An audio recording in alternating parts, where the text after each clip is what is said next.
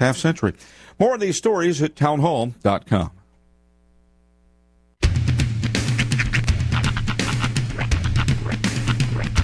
What in the wide, wide world of sports is going on here? I promise you, whatever scum did this, not one man on this force will rest for 1 minute until he's behind bars. Now let's grab a bite to eat. Yeah, come on. I feel the hot wind on my shoulder and the touch of a world that is older. I hit the switch and check the number. I leave it on and then I slumber. I hear the rhythm ringing through it. Flamenco guitar and cumbia music. I hear the talking of the DJ. The travel listen, what does he say? I'm on a Mexican radio. I'm on a Mexican radio. Broadcasting live from high atop the J.P. White Building in downtown Roswell, New Mexico. It's Mornings with Mike Winters on 106.5 Roswell's Talk FM. Is that what I sound like when I talk? Now, here's your host, Mike Winters. And good morning, one and all. Welcome to Mornings with Mike Winters. I am he. That would be me, Mike Winters. Happy middle of the week, everybody. Happy Wednesday. A little chilly. My voice is shot. Yours is, mine is. I've been trying so hard to warm it up all morning. Yeah. And it's just gone. Like Mike, I feel him like I'm draining and I don't feel as, congested and things and chest and all that. But it's still kind of just lingering right there in my throat. I feel fine. Yeah, I don't feel bad. It's I just sound a little. The voice. Yeah. So, we feel better than we sound. But hopefully be gone with it. I was thinking I was good because when I woke up, I was feeling, and then of course got my shower, and when you have a cold, the morning draining. Yeah. and do all that, and then I was like, but then I started talking. I was like, well, it's still kind of right there stuck. But feel a little better. Yeah. Get back. Incrementally. See, happy Wednesday. Indeed. Saw soccer one yesterday. I didn't watch any of the game yesterday. Yeah. I did watch their tie against Britain over the Thanksgiving break, but I did not see the one yesterday. I just see they won 1-0, and now we'll advance to the 16 or whatever it is. Yep. And to Team Iran, rest in peace. Right. That is so. I mean, there's a lot of weirdness behind all that. I hope a lot of young people see what's going on in World Cup and other parts of the world. Yeah, it really does shine a spotlight on and realize how good you have it here in the United States of America. Yep. This is the point many people are making. It's like, look, it ain't perfect, but you've got it a mite sight better than you do in, let's say, Iran. Saudi Arabia. As an example. Pretty much any, Middle Eastern country. I mean, it's like, y'all, I get it. You may not be happy with everything, but, we got it. Really, this is by far the best country in the world to be in. And anytime you need proof, just see the world stage, and it'll show you. And you're seeing it. And that's the good stuff they're showing you. This is the stuff that not all the stuff that got hidden, that doesn't get to the media spotlight. It's like China. When the Olympics happened to China, they had to shut down all the dog food vendors because they thought the Western society would be kind of turned off by a bunch of vendors selling dogs as food. Right. Not dog food, food as dog. It is crazy to me and I say it's crazy just how into the game of football, soccer that certain countries' fans tend to be. Yeah. That being said, I've also witnessed the Philadelphia Eagles fans in action, so can't really speak on that much. They need a dose of China. It's true. And by the way, all the stuff with the COVID, the protests and the quarantining, and you're seeing some of the stuff I've seen some of the videos online of people and, the little isolation things, they're stuffing them in, and no, those are just hotel rooms over there. Yeah. Telling you. You think you got it. You think it's rough here. Go live somewhere else for for a while and see how you feel about that. So I think there's a lot of reminders of that in the news here. In the last That's one of the weeks. things. Like, I'm not a claustrophobic person. Look at Russia by many stretches, but Yeah. the apartment setup in China would give me claustrophobia. That's kind of universal, though. I mean, not like when I was in the Air Force. I got when I got sent to Italy. The first day or two, we were in Aviano. The tent city wasn't quite ready for us to move into yet, so they stuck us in what they call a 4-star hotel there in Aviano. And you hear 4-star hotel, you're thinking, all right, well, it's going to be all decked You're out, turn down right? service, mint on my pillow, the whole 9. 4-star is not the American version of that versus the Do you European have running version. toilet? 1 star. Well, in all fairness, the bathroom was nice. It had a bidet. It had snap. it was a big. The bathroom was big. That's 3 of the 4 stars were in the bathroom. It was the rest of the room that was. We had now. Granted, we had 3 other dudes in this room. Sure, but it was basically 2 single beds, a pull-out couch, a 13-inch TV, and it wasn't like run down, but I wouldn't call it upscale. Right, you know what I right. mean? It was very modest for something that's supposed to be 4 stars. You have to remember, what might be right for you may not be right for some. Yeah, and it was tiny. Like it was like this room we're in right now is about the size of the hotel room. That The sounds about bathroom right. was half the size of this room, which is weird. The bathroom was almost as big as the actual living space. Forget the room. I'm going to go sleep in the bathroom. Right. But I did try the bidet. Well, of course, you got to. Yeah, exactly. So, Never felt so there clean is in my that. life. That You can eat off of it. They got a really handy water fountain right here. You can sometimes get thirsty in the middle of your That's dump. right. Just need a little, and it's great. Sometimes I do it while I'm off on the the toilet. I'm just going. I'm like, man, I'm really parched. And there it goes. But yeah, so in all fairness, but kids, you see the news, you got it good. Be thankful. It's true. That's all I'm saying. That's all the point I'm making here. So, happy Wednesday. We do have a full slate for you. Kevin Mavers, City Development Director, will join us here in just a bit, give us a rundown on what happened at the last development meeting. In the 8 o'clock hour, we're going to replay an interview. Coach Joe Fortner with the New Mexico Military Institute. He's not the head coach anymore. He's assistant AD, and he kind of does a lot of stuff. But anyway, he came in yesterday and had a great conversation about the Wool Bowl happening on Friday. We talked about that with him. Hopefully you get your tickets, and if you haven't gotten them already, get your tickets for that. That's right. It's only $5 to go to the Wool Bowl. Yeah. Cheapest bowl game you'll ever get to go to. And it's going to be a lot of fun.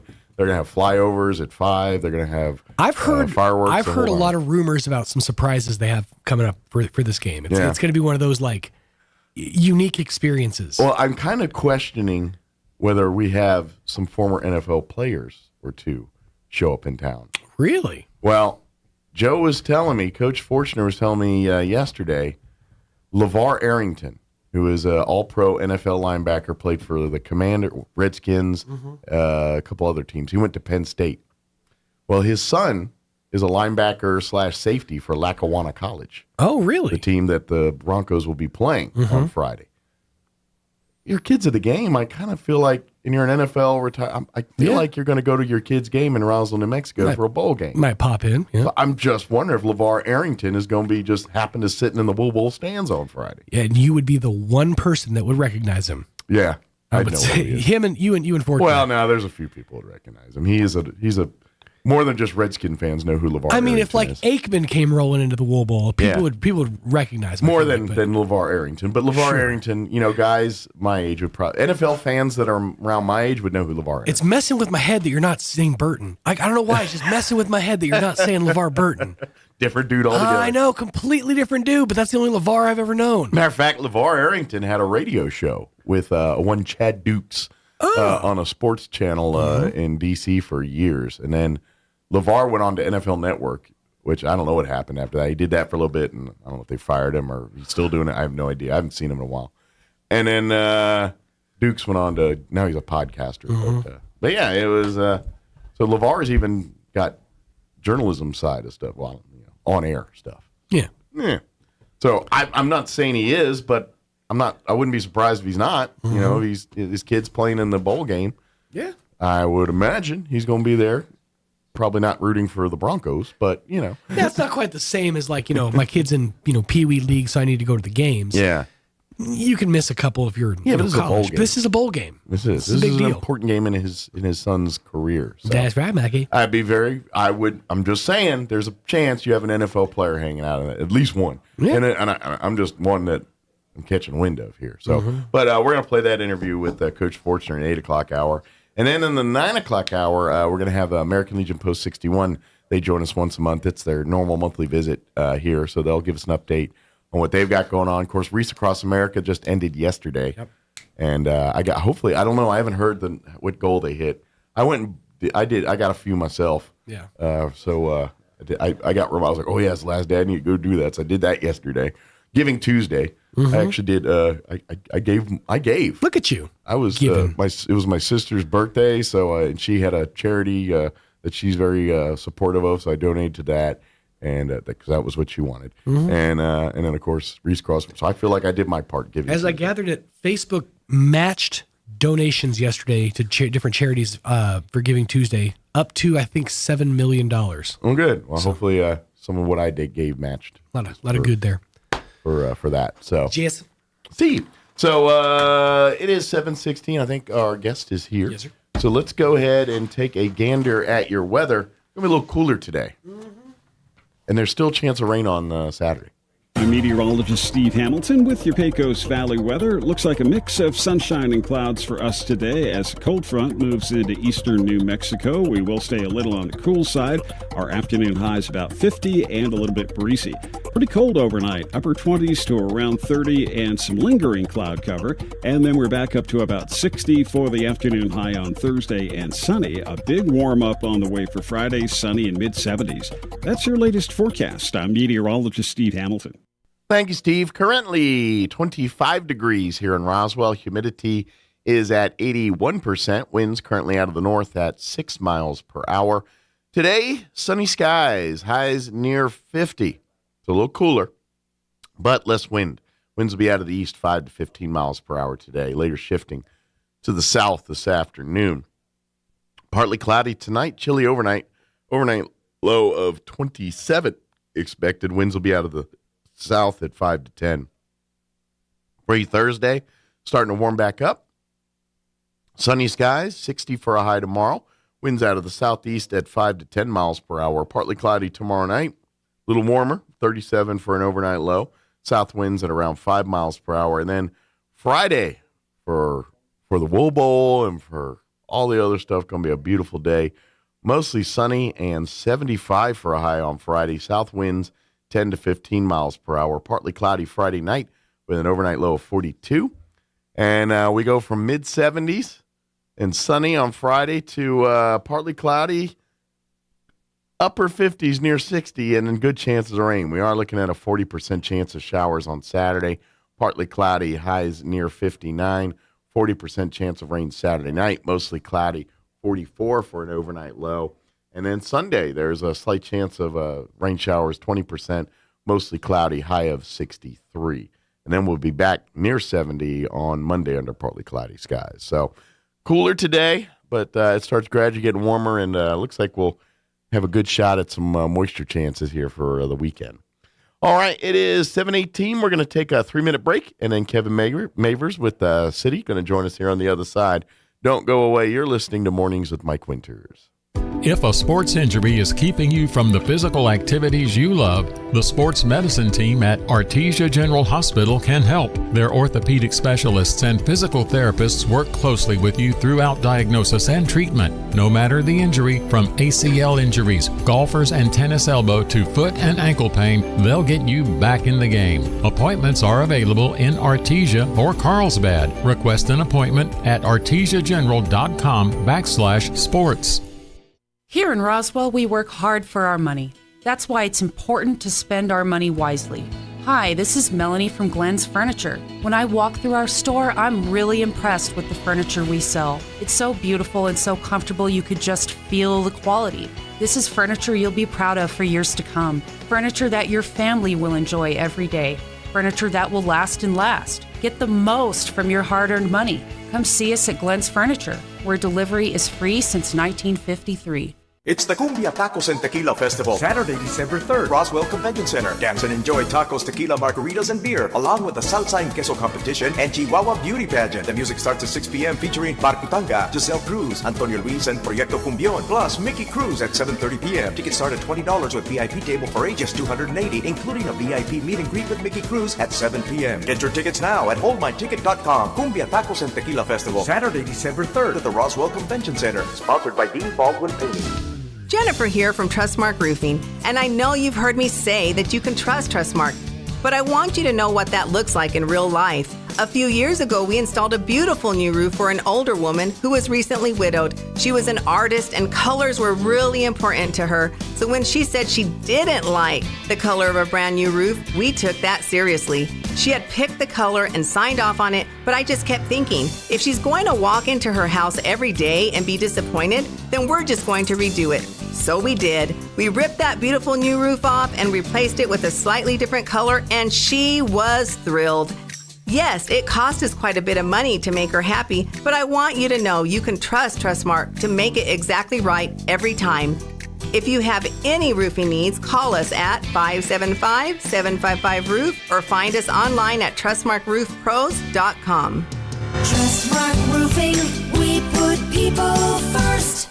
The historic Wool Bowl returns to Roswell this Friday night as the Broncos of New Mexico Military Institute take on the Falcons of Lackawanna College. 106.5 Roswell's Talk FM and KSVPTV.com will have all the action. Join Art Sandoval and Kelly McDonald for the pregame at 5:40 and the kickoff at 6 p.m. Broncos versus Falcons, the Wool Bowl, Friday beginning at 5:40 on 106.5 Roswell's Talk FM and KSVPTV.com. Southeastern New Mexico's sports authority, then, now, and always.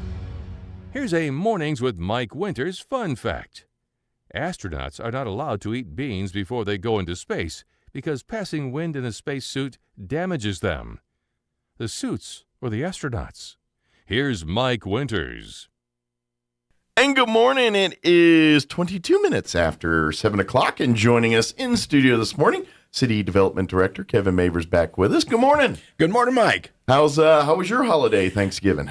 Excessive. That's what we're. It's, if I got to be honest, if you're not complaining about all the food you ate, you kind of did it wrong. Yeah, you did. So. I think that's the whole point. Is to, beginning at about Halloween with all the candy and the sweets and the treats and everything else, and then continuing through the combination of the savory and the sweet at Thanksgiving, and then all the way until Christmas. We've got about 8 weeks there of excessiveness for which we will all pay the price the other 10 months out of the year. Absolutely. Yeah, I've yet to hear from one person to come back from Thanksgiving holiday saying, no, I ate smartly and sensibly and I feel great today. I haven't heard that statement yet. Pretty much, yeah. That's the antithesis of the way I spent it. Well, even healthy eaters. You know what I mean? People that are like, I go vegan or whatever. They ate a pound of whatever it is they're eating. You know what I mean? Yep. So, the Thanksgiving holiday is over. We got to roll our sleeves up for a little bit between the next grazing fest here and the Christmas holidays and all that. But and in between that, the city did meet for a planning and development meeting. We had our planning and zoning commission meeting last night. Yeah, relatively light meeting, but still some important projects. That a lot of turkey tryptophan going. Well, let's just say audience participation was light. Yeah, yeah, I could imagine. There a lot of things are on other people's minds. A lot of things on other people's mind, but we did have a couple of our solar arrays come through. So our community solar arrays. Giving us updates there on some of that? Or? The city is approaching the community solar array program a little bit differently than the county. The county is and I know they're still kind of agonizing over the proximity to the agricultural lands and some impacts there. We took a slightly different approach where we sat down and really looked at what could be the potential negative impacts of having a community solar array and what were the positive impacts of the community solar array. And the first thing you have to remember with all of these is that the reason there's been such a rush over the past few months to find sites for and again, these are potential arrays. There's no guarantee these Right. things are ever These are gonna get just built. areas we're designating, saying if you want to put one here, this is Yeah. going to be an acceptable spot. But and now the application process starts, and everybody's got to, all these solar developers have got to get all their information into the state. The state has got to grant the funding and get the program going. And there's only so much money to go around, as you would expect. So there's going to be a whole lot more applications than there are actual awards going through. But we went ahead and looked at it from a very practical perspective. It's like, you know what? A community solar array is a good idea. All right. It's a rather innocuous use. The old solar arrays that I used to deal with 20, 30 years ago, there was concerns over what they called the heat island effect. You get the reflective heat off of it. Gotcha. And if you were downwind of that, you could feel the heat coming off the arrays. Gotcha. There was concern about overflights and glare and other things. And let's face it, the things are not exactly the most aesthetically beautiful in the world. So we talked a lot with the developers, and new technology pretty much eliminates glare completely. Okay. The same new technology also eliminates a lot of the heat concerns. And because these are smaller, they're not the big, gigantic arrays like you see being built out in the deserts of Arizona and Think California. of it in TV terms. Look at a TV from 30 years ago and look at a TV from now. Right. It's night and day different. Guess what? Solar panels and a lot of other technologies the exact same way. And they're much more efficient now and everything else. So we said, okay, if the technology is advanced this far and the city and the citizens are going to benefit, because part of the program is the idea is we're bringing in once these things are up and operational, they'll tie to the grid. They will sell their power being generated to the put it in the grid at a lower price than what we're currently getting. Sure. So the subscribers will get a 10% discount. Plus, there's some other things, some social benefit stuff that goes along with it. All right. If we can say that it's an overall social benefit, then how do we go ahead and mitigate any other concerns? Biggest one being aesthetics. Well, we mitigate those by making sure that things are appropriately screened. Things are there's landscaping around if it's visible from a main highway and other things. And we just make it, we integrate it into the backdrop of the community. So we've gone ahead here at the city and we developed a list of what we call conditions of approval. And within those conditions of approval, it requires an 8-foot high screen wall, maximum 10 foot high on the solar arrays. So you'll only see them popping up occasionally as they rotate to follow the sun and things. And then made sure they were sited appropriately. And we worked with the neighbors to deal with any potential flood concerns or things like that. And so we addressed all the issues. And that's why our Planning and Zoning Commission has felt pretty good about going ahead and approving a few of these things. Sure. So I think this was tonight. Last night was our 4th and 5th solar array we've approved here in town. Might be wrong about that number, but I know it's about that many. We'll see what happens from here. It's the ball's back in the court of the developer, the solar developer now. Gotcha. So. Well, and it's whatever your feelings are on alternative energy sources, I'm kind of like, if it works and it's great, bring it on.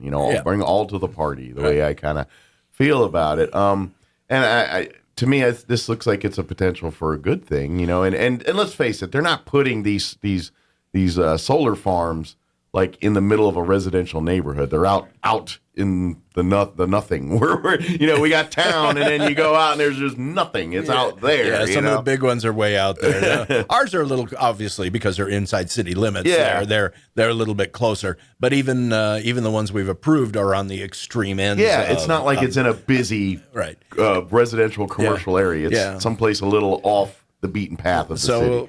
But like I said, I think we're pretty happy about the direction it's going. We'll see actually how many of those get built over the next couple of years. How I would imagine, too, you're talking about the fencing and everything, especially if they're in city limits, that's as much as a security thing for the solar farms. Because let's face it, we know if there's equipment and things, people are going to break in, try to steal it, get the copper, whatever, mine it for whatever values they can get out of it. So I would imagine the fences and everything, the developers are going to have to put there anyway for their own, equipment protection and security. Sure. So. And it's just a matter of making it a little more, rather than, a chain link fence and something else. Let's decorate it up just make a little more especially appealing. when it's visible from the street. Mm-hmm. Okay. Maybe set it back just a little bit, throw in a little bit of landscaping. We can always plant more trees here. I don't think anybody ever complains we have too many trees in Roswell, New Mexico. Surprisingly enough, not surprisingly, actually, we are going to be working on our landscape ordinance, developing we've got a I don't know if you've heard, but we've got the Master Gardener program is now restarted here. Yeah. And we are working with a couple of our local Master Gardeners as well to develop a plant palette that's more suitable for this type of environment. Nice. Something that's a little more water efficient, that's a little more hardy. We do have, we have a lot of plants and a lot of trees around here that, quite honestly, I don't think should have ever been planted. I've joke about this, and it's really nice, but it's kind of different. Like you look at the historic district and you see these big shade trees and things, and I'm like, I don't think all these are indigenous to this area. I mean, it's beautiful, it's nice, and it reminds me of back in Virginia and Maryland and that area, but I'm like, this is not the landscape of this part of the country. And it isn't today, but you have to look at who moved here and where they moved from back in the late in the post-world or post-Civil War era, people were moving from those states and they wanted to create a life and a lifestyle. So they brought with them plants and they brought with them their animals and they brought with them all that stuff and they tried to recreate their little piece of heaven. Well, their little piece of heaven may have been Virginia, or it may have been Kentucky, or it may have been Tennessee, or it may have been Georgia. Sure. And so they brought all of those things with them. And you're absolutely correct. They're not indigenous, so they require significantly more water, significantly deeper root systems, and other things. So we're taking a good hard look at that now. And while it hasn't been codified yet, it'll get codified at some point in the future. We are handing out these sheets, and we've got some information that say, look, folks, if you haven't considered these plants, why don't you? We want to, because it's as much a water conservation as it is. It's water conservation, it's soil conservation, it's making sure that we are not only beautiful with our landscaping, but also efficient in our landscaping. Yeah, picking the right plants and things. It's like, xeriscaping, which is an amazing thing, and I think, everyone should do it, but there's actual xeriscaping, and then there's just putting some rocks around things and some plants and calling that xeriscaping, and that's not xeriscaping. That's part of the big problem with the entire concept of xeriscape. Unless you were a landscape architect, no one does it right. Right. They believe, I'm going to just do I'm just going to throw some rock down there. Right. Well, no, they think xeriscaping is no grass. That's like, no, that's not well, turf shouldn't be allowed in most places anyway, except possibly a football field. Right. Anyway, but so we're working around all these things. Yeah, we are being cognizant of the fact that this is an arid environment here, and I know everyone likes to talk about the fact we've got all the water in the world. You have all the water in the world until you don't. Yeah. And so we need to just be cognizant that we want our water to last for generations. We want to make sure that everybody has something that's aesthetically pleasing. Sure. And working with the Master Gardener programs and working with some of our other local gardening groups and things like that. And then, of course, with the state. The state is an amazing agriculture program that they've got a list of things that goes on. So it's all a part of pulling all this data and this information together and making it easily accessible. Well, when do we as humans know anytime you try to buck against Mother Nature or or just the path of life or, God, whatever your proclivities are, name to me how many times that we go buck against that curve and it goes well for us. It doesn't happen very often. You try to do what Mother Nature doesn't want you to do, and Mother Nature shows you real quick that it's going to happen that way. You know what I mean? So it always amazes me when people try to do stuff. I'm like, just, it was pretty well set up before you got here. Go ahead, work with it. My dad, who was a civil engineer and a very good civil engineer. Of course, I grew up in California, so we grew up with earthquakes and other things, all those other natural phenomena that we don't necessarily. Although we did have a small earthquake here. We did. We had a couple actually. I think we have one in Texas, but we felt them here. I know I did. But my dad used to remind me all the time. He said, "Yes, engineers and men, we make plans, and Mother Nature laughs. So true. and any good engineer that doesn't know that's not a good engineer. I think that's kind of But the strides that we have made, and I'm going to be doing an entire presentation, probably February or March of next year, on what's called biophilic planning, biophilic design. And that is, this goes all the way back to the days of Frank Lloyd Wright, where Frank Lloyd Wright was trying to integrate more natural designs and natural materials into the built environment to get that kind of balance between Mother Nature and the built environment. So it's, I'm going to be putting on all of that at a Planning and Zoning Commission meeting, and if it goes well, I'll bring it up to the City Council as well, because we have a number of people here in town who agree with you. We can use more trees. We were designated Tree City USA 30 years ago, I believe, and I think after getting the designation, and I understand that at one point we had a couple of tree farms out here where we kept the landscaping green, and we would grow our own and then transplant them and maintain them and take care of them. And it appears that some of that is over the years kind of fallen by the wayside. And it really would be nice as the city continues to grow. I've had a couple of people come and ask me, what's the plan for South Main? From we get that 2 mile gap in there that the city owns the street right away. Okay, but on either side of the street is the county. It's the county. And so we have people coming into our airport, people coming in to start new businesses, move to the area, talk about growing new businesses, and they get off in the airport, and then they have to drive that 2 mile gap, and that's their introduction to Roswell. And they're like, well, this ain't that impressive. A whole lot of nothing here. Yeah, a whole lot of nothing right there. And, but so I've had people ask me, what can we do to at least dress up the entrance of the city so that 2 mile gap has some nice landscaping, even if we do it just within the right limits of the right of way and things like that. So those are the things we're looking at. But the last item we had on the agenda, we had 2 of those solar arrays. The last item we had on the agenda, though, was and this is the second time I've seen this happen now in the city, is we've had a developer come in and request permits and request zone changes and things for a development. And then they go back and they start talking to their marketing people and they start doing their market research and realize we didn't get enough. There's Popeyes more. did that. Popeyes was the first. Yeah. Last night was the second one with the RV park. They said because I know we talked about this. About 3-4 months ago? Yeah, it was about 3 or 4 months ago. And they kind of got the green lit to get everything approved. We got everything approved and everything was done. And about a month later, they came back and said, hey, we think that there's enough activity in the industry and there's enough information out there that we'd like to go ahead and add another 10 acres to the previously approved 20 acres. Great. And so that they've got direct access to 2nd Street. So a third the size bigger. Yeah. So and they want to start, of course, out on 2nd Street. That'll relieve some of the traffic concerns that were expressed at the previous meetings on Alameda and some of the others. So it was actually a very good thing. So it turned out more is less headache in this one.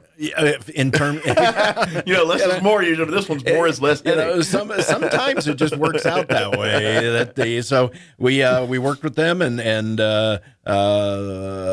figured out what it is that they wanted and what their concerns were, and agreed that was the direction to go. They put in their applications, and that was approved last night. So, and this is my naivete on running an RV park, but I imagine the infrastructure, other than getting hookups for water and electric and all that, and bathrooms. I imagine there's not a whole lot of infrastructure they have to really put in place other than those hookups and things.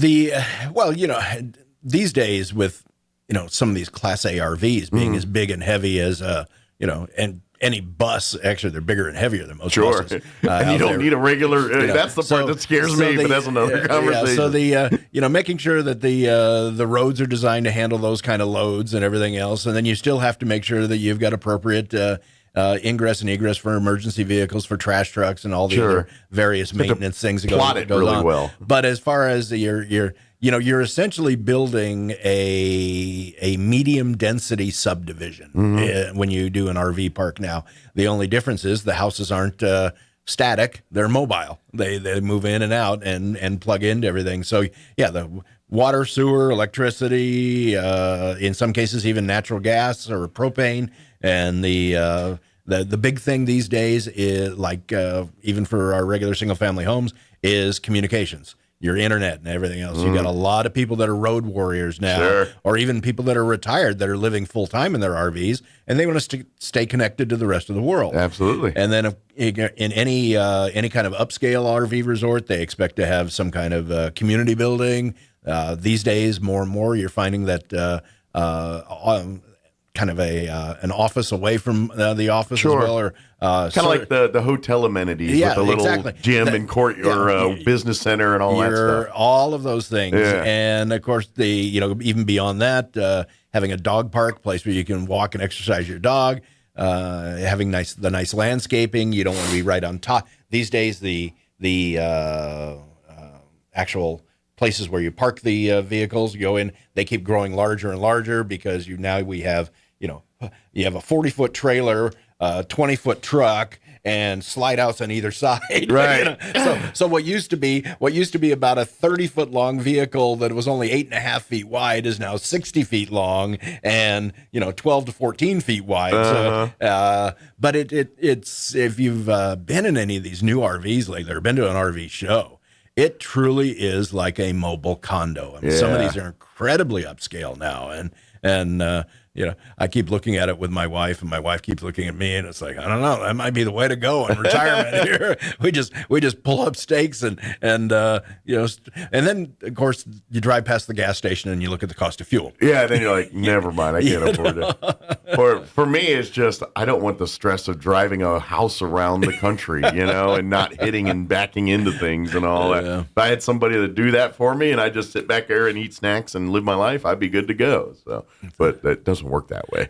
Not always. Not most of the time, unless you're a rock star or something. But anyway, but good deal. So that's a good thing. So so I imagine that's going to push back construction and a little bit of the process of getting it ready in just a month or two. I was as we were exiting the meeting last night, I spent a few minutes talking to the builder, and they've already retained all the other consultants that they need. So they've already got their civil engineer, they've already got their land surveyor, they've already got everything. They've got at least some of the work done already based on the preliminary work they did for the previous So they're not project. going to be that behind. They're not going to be that far behind. Good. No, I would for them. I would imagine that you'll see dirt moving out there the first quarter of next year. Mm-hmm. So good deal. Well, of course, speaking of this delay thing, it looks like Popeyes is getting there. They're starting to look like a building and starting to look like a facility there. They not are. quite ready, obviously. Not quite ready, but getting very close. I keep hoping that, all right, we didn't make Thanksgiving.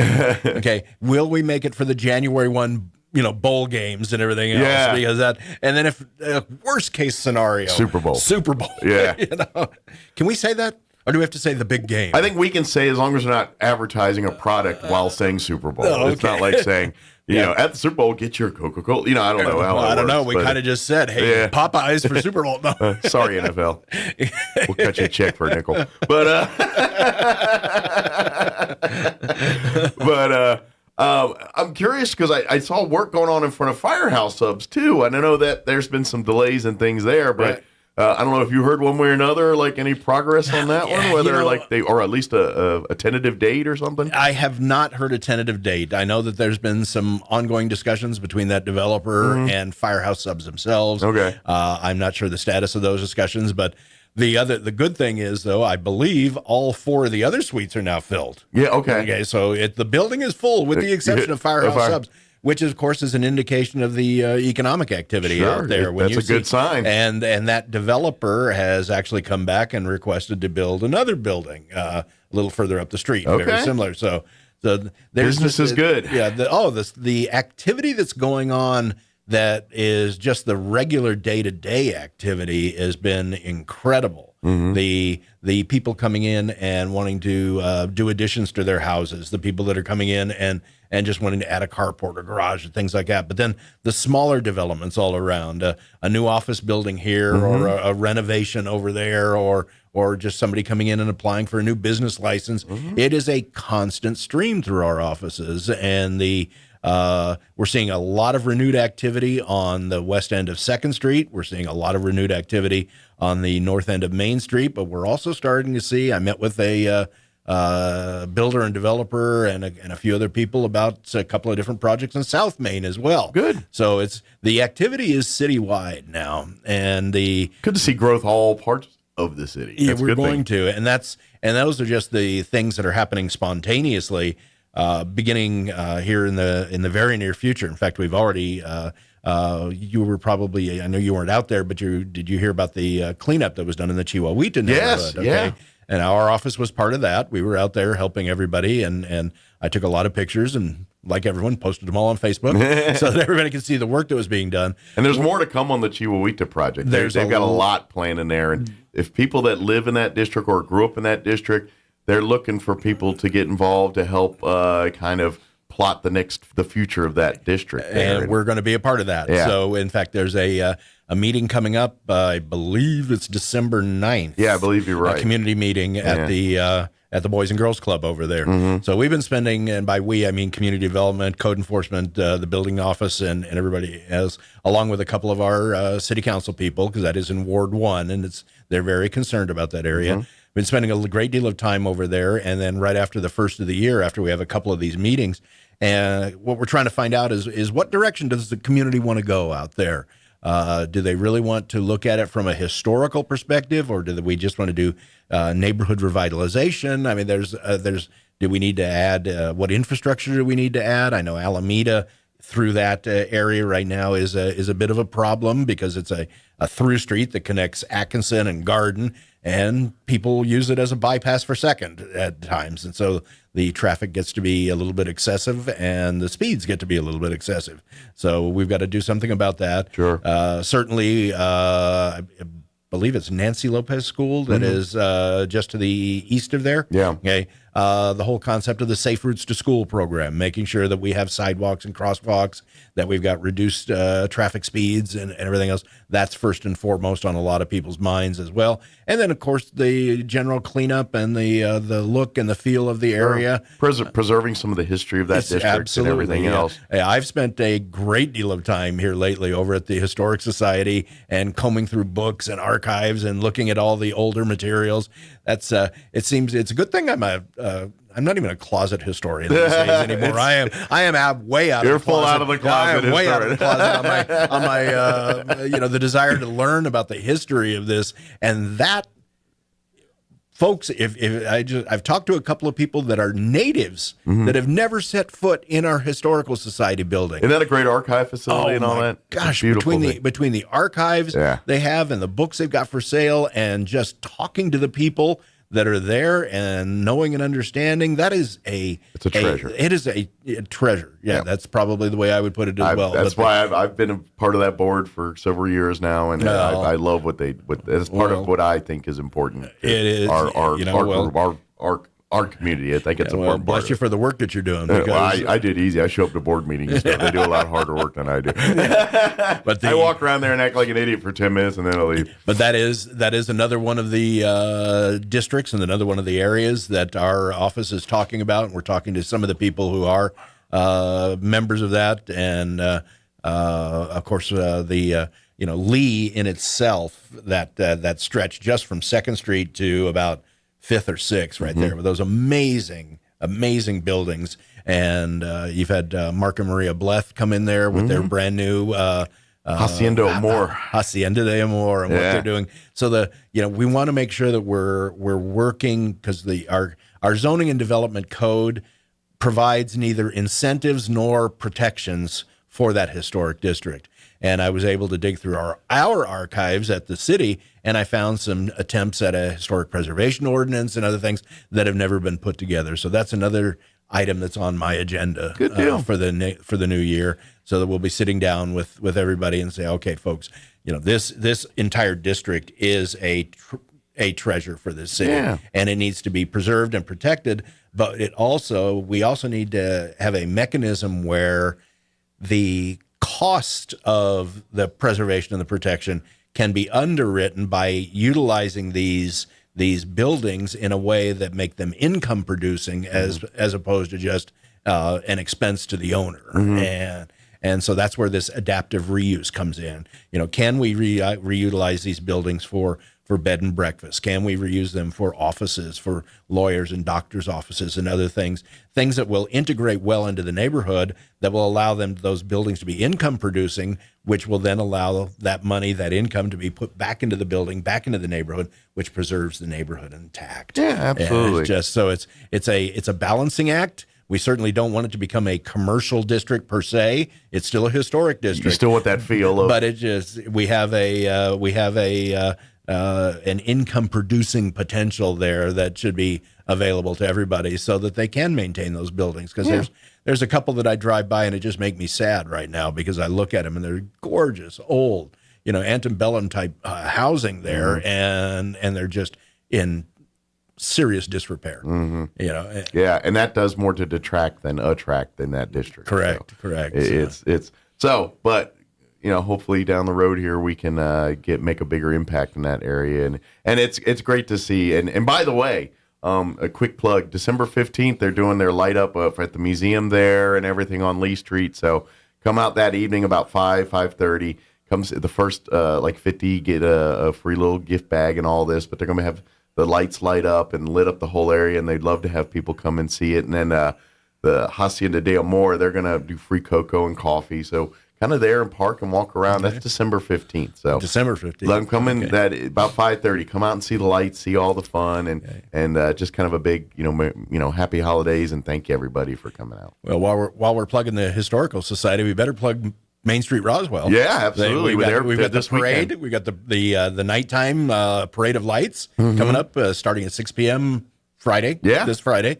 It'll come down. I mean, Santa Claus will be there, and I believe we got the tree lighting ceremony as well in front of the courthouse building. And from what I understand, yes, there'll be hot chocolate and there'll be all kinds of other things. But the next day is going to be the fun one. That's going to be the market movie. Yeah, there on the courthaus lawn. So it's this weekend's going to be a big fun time. It's going to be fun. So I'll be out and about checking everything out. Yeah. Go to mainstreetroswell.org or follow their Main Street Roswell Facebook page. You can kind of see they got a flyer just like the one that's back here. There you go. It's got a list of all the different activities, events that are happening Friday and Saturday. That way you can look at it and kind of pick and choose what ones appeal to you the most to make sure you don't want to miss. So that's probably the easiest way for folks to kind of plot and plan for Friday and Saturday out here, in between football games and everything. Because we have the Wool Bowl Friday night out here with NMMI.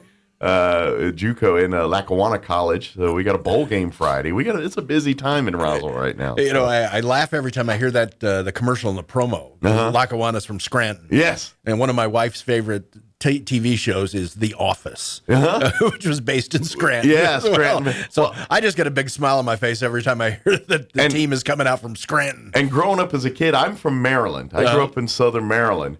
My father's parents lived in Binghamton, New York. So during the summers, they'd send me up to New York to live with my grandparents for a couple weeks, like 2 weeks during the summer, hang out, live with your grandparents. A lot of families did that kind of stuff.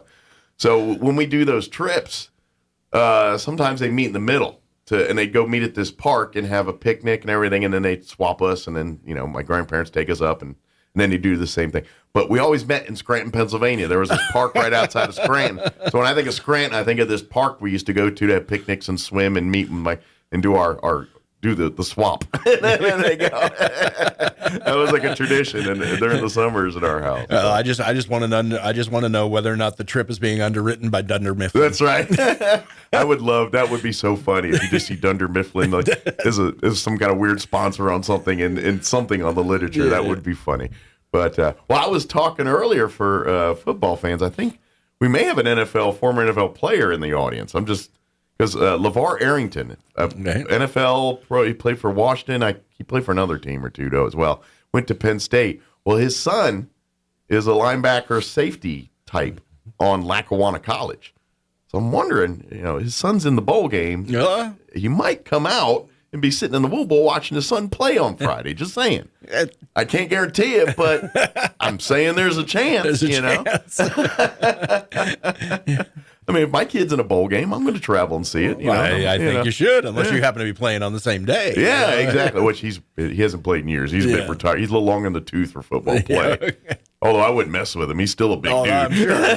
There's a lot of those guys you don't mess with way into. Yeah. He last time I saw him, he's still a big dude, but hardly football shape from his playing days. But I just saw the time. Is there anything we wanted to make sure we cover, Kevin, or did we pretty much get it No, all? I think we pretty much covered everything, unless you want to just chit-chat about your opening theme and things like that, which puts a smile on my face every morning. Like I was saying earlier, it's just you found the one line in the one movie that is probably the most inoffensive line in the entire movie. Yeah, but it's one of my favorite scenes in the movie. Oh, it is. Especially when I first saw the movie as a boy, and fart jokes are like, that's the top tier of jokes with that age.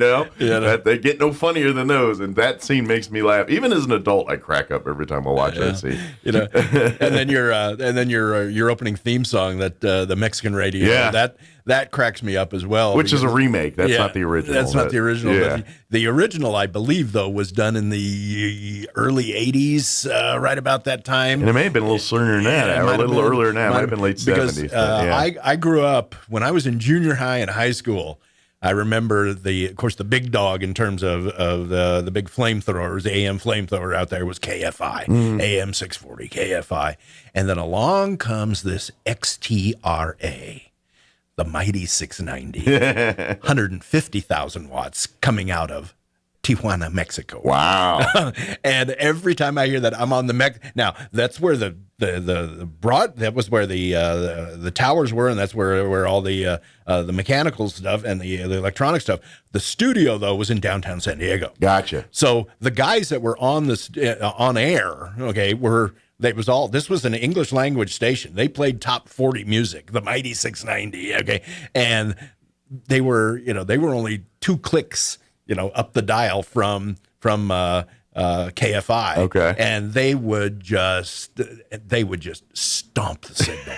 Absolutely stomp all over the signal. If you were below about 710, you could get you got the mighty 690 all over the western United States. Wow. Especially at night. And that's why we have the FCC, not for content, but for stuff like that. That's Well, they didn't stop much of that for a long time. I know. That's what they're supposed to be doing, is keeping people from overmodulating their signals and everything. I just remember XRTA.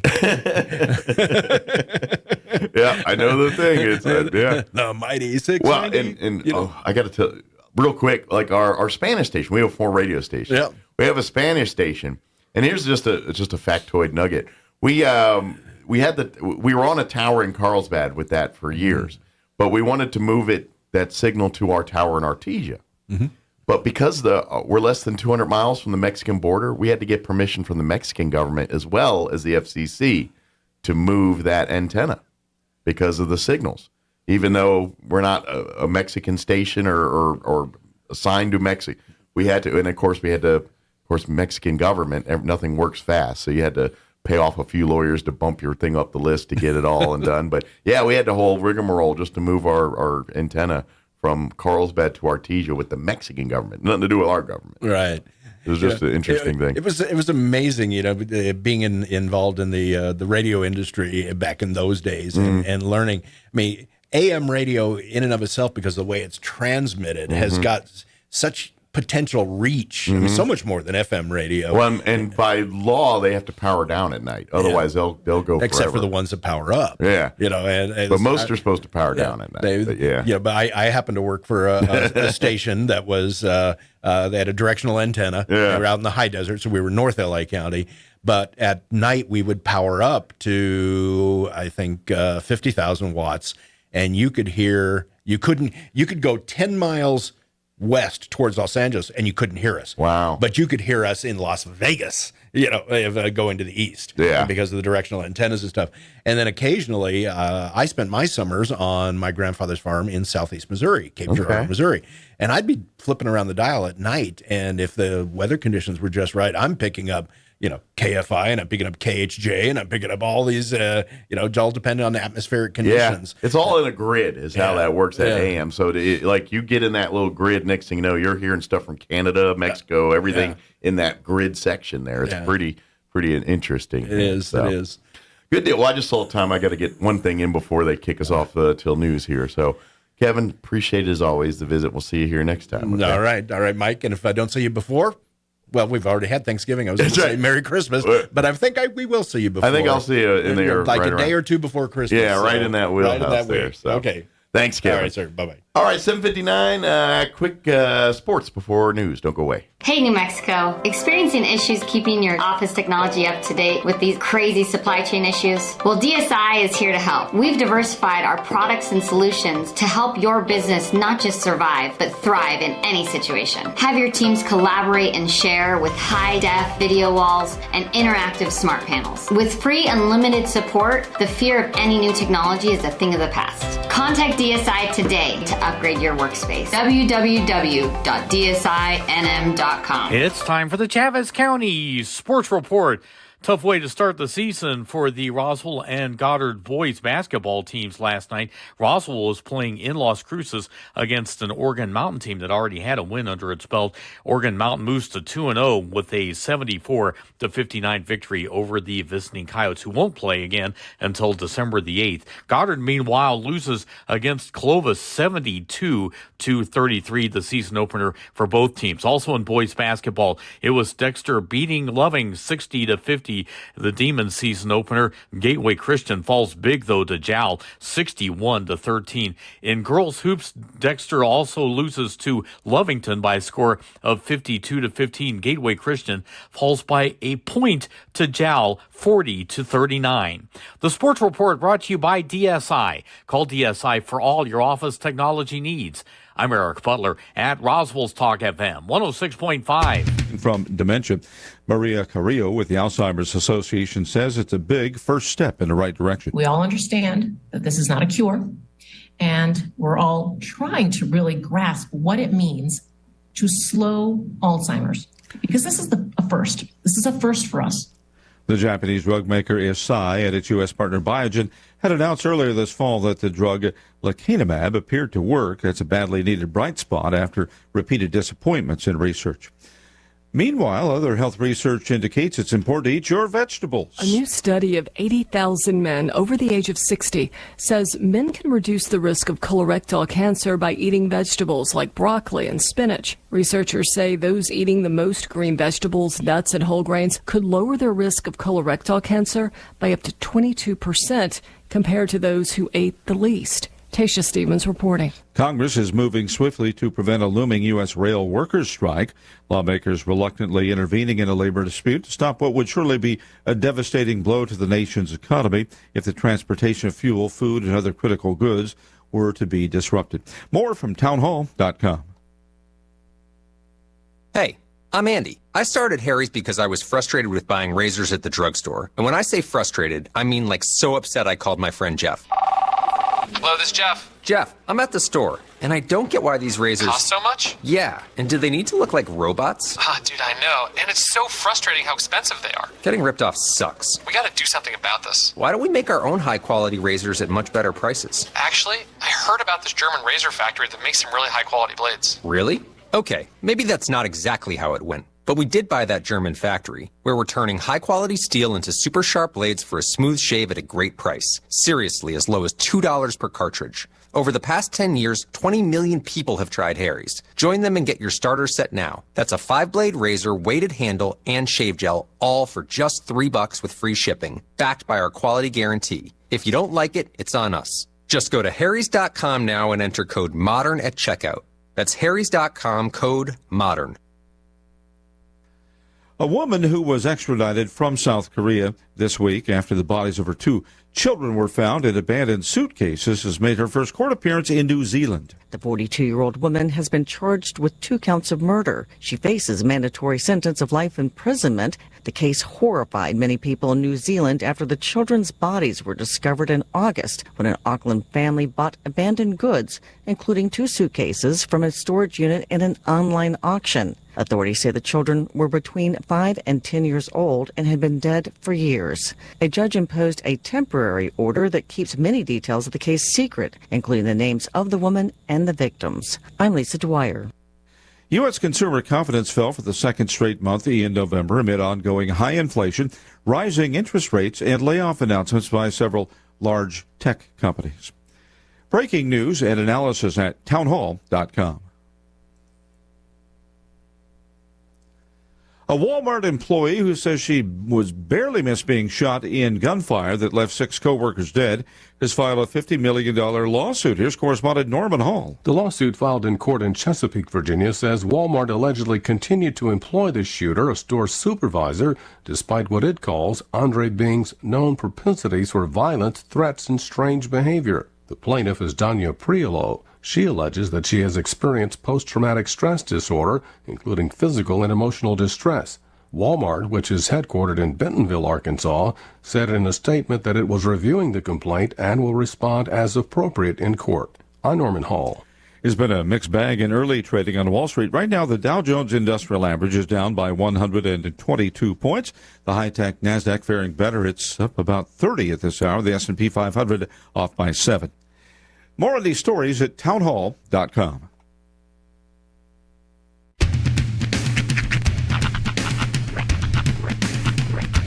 What in the wide, wide world of sports is going on here?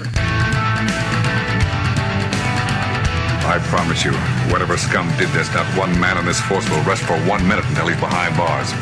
Now let's grab a bite to eat. Yeah, come on. I feel the hot wind on my shoulder and the touch of a world that is older. I hit the switch and check the number. I leave it on and then I slumber. I hear the rhythm ringing through it. Flamenco guitar and cumbia music. I hear the talking of the DJ. The travel said, what does he say? I'm on a Mexican radio. I'm on a Mexican world radio. Broadcasting live from high atop the J.P. White Building in downtown Roswell, New Mexico. It's Mornings with Mike Winters on 106.5 Roswell's Talk FM. Is that what I sound like when I talk? Now, here's your host, Mike Winters. And good morning. It is 6 minutes after 8 o'clock. Welcome to hour number 2, the deuce of Mornings with Mike Winters, right here on 106.5 Roswell's Talk FM. Happy Wednesday, everybody. Hope you're having a good one. Delightful day so far. It's still freezing cold. It is, although it's nice and toasty in this room. Yeah, it feels nice. It's nice coming back in. Yeah, I haven't had to open the window yet, but I went on a winter's coming. Went on a little bit of a donut run. Oh, did you? Mm-hmm. Give me a donut. Got some holes for you. Oh, yeah. Filled my hole. Want a hole? There's a place in town. Won't mention the name, but they have fantastic donut holes. They've been closed for about 3 weeks because I believe the owner was had to travel because somebody in their family had a baby. Oh, so they were. Well, that's good. Yeah, that's a good reason to go. It is. But they've been shut down for a while, so it's nice to have them back. They're back making holes. Mm-hmm. What do they do with the rest of the donut? Oh, just throw them out. It's just all about the holes. They don't need that part. That's right. Make the whole donut, right, with like filled hole. Then they cut the hole out, just toss them out the back. That's right. Mm-hmm. Except some get filled with jelly. That's how you know they're good. That's right. You don't need the rest of the donut. That's right. The holes where all the flavor those is. holes are fresh. It's the holes with the soul. That's right. The soul hole. There's on American Dad, their donut shop is called Badonka Donuts. It's the holes with the soul. Nice. Yeah. Nice. Well, the most extravagant donuts I ever ate was there's a chain on the East Coast. It's Centrales is out of, I think, Carolina, but it does trickle into Virginia. Okay. And I think it's called Duck Donuts. Duck Donuts. Duck Donuts. Okay. And they're decadent. They literally put anything as a topping for a donut. It is. And it's literally turning a donut into this decadent dessert thing. It's pretty good. Duck Donuts, still a thing. Yeah. Oh, yeah. They're a chain. They're big. They're big. And like, you go to the Outer Banks, yeah, you got to hit a Duck Donuts. Let's see. You're not doing the Outer Banks, fan right? favorites. I'm just going to look at some of the fan favorite donuts. Bacon in the Sun. Yeah. Nice. The Beach Ball, which is looks like sprinkles with chocolate frosting on top. Blueberry Lemonade, which sounds delightful. Blueberry pancake. See, I'm a sucker for a cake donut. Yeah, I know you like cake cake. Donuts are my favorite. I'm a raised donut by far. person myself. Chocolate covered strawberry. They have chocolate explosion, which would be right up your alley. Cinnamon bun, which, why wouldn't you just get a cinnamon bun? Because it's a donut. Because it's a donut, doggone it. They have maple bacon, which, yeah, I'm not going to kick it out of bed. Peanut butter and jelly. That sounds delightful. Yeah. Yeah. I'm telling you, it's a great place. It is. It's looks a like bad for your diet, but There's great for deliciousness. I think it's called Devil Donuts. There's a place in Vegas that they do stuff like that, but they put all kinds of crazy stuff on it. Okay. Like they have a Bloody Mary donut that's like a savory donut they make, and they put all the crazy Bloody Vegas, Mary you stuff do on have top. to go that direction with your foods because that's what everybody wants there. Yeah. So I still want to go because I saw it. It probably doesn't exist anymore because it was years ago. But I guess off the strip, there's a seafood house that specializes in Maryland crabs. And it's like I all heard things about that, yeah. It's like all things Maryland. Like they show like caps and all the Maryland games and DC area sports. Yeah. And he has his crabs shipped specifically from the DC area. I'm like, it's been literally what I grew up to. They put a shop in Vegas for you. And I saw it on like Food Network years ago. So I don't even know if the place is open anymore, but oh man, I would love to. I'm not going to lie. There are certain things in life I'm afraid to do. Yeah. Because I've never done them before, and I don't want to look like I'm doing it wrong, and I also don't want to have to like be 38 and have somebody much younger than me try to teach me how to do a thing. Okay. Like eating crab, I've never like sat at a crab crack like you call it. I've never done that before. I'd be happy to show you. Would you? I would. Would you? I'm older than you, so you won't have that word problem. Thing they do in Ghost where you wrap your hands around me and show me how it's done? Is that how you want it? Kinda. Well, sure. I will do that. I'll be small spoon. I will give you the Maryland crab opening lesson. Like I'm just afraid I'm going to do it wrong. I'm going to end up with a mouthful of shells and mustard. Oh, it's not that. It's not hard. You can do it. It's very simple.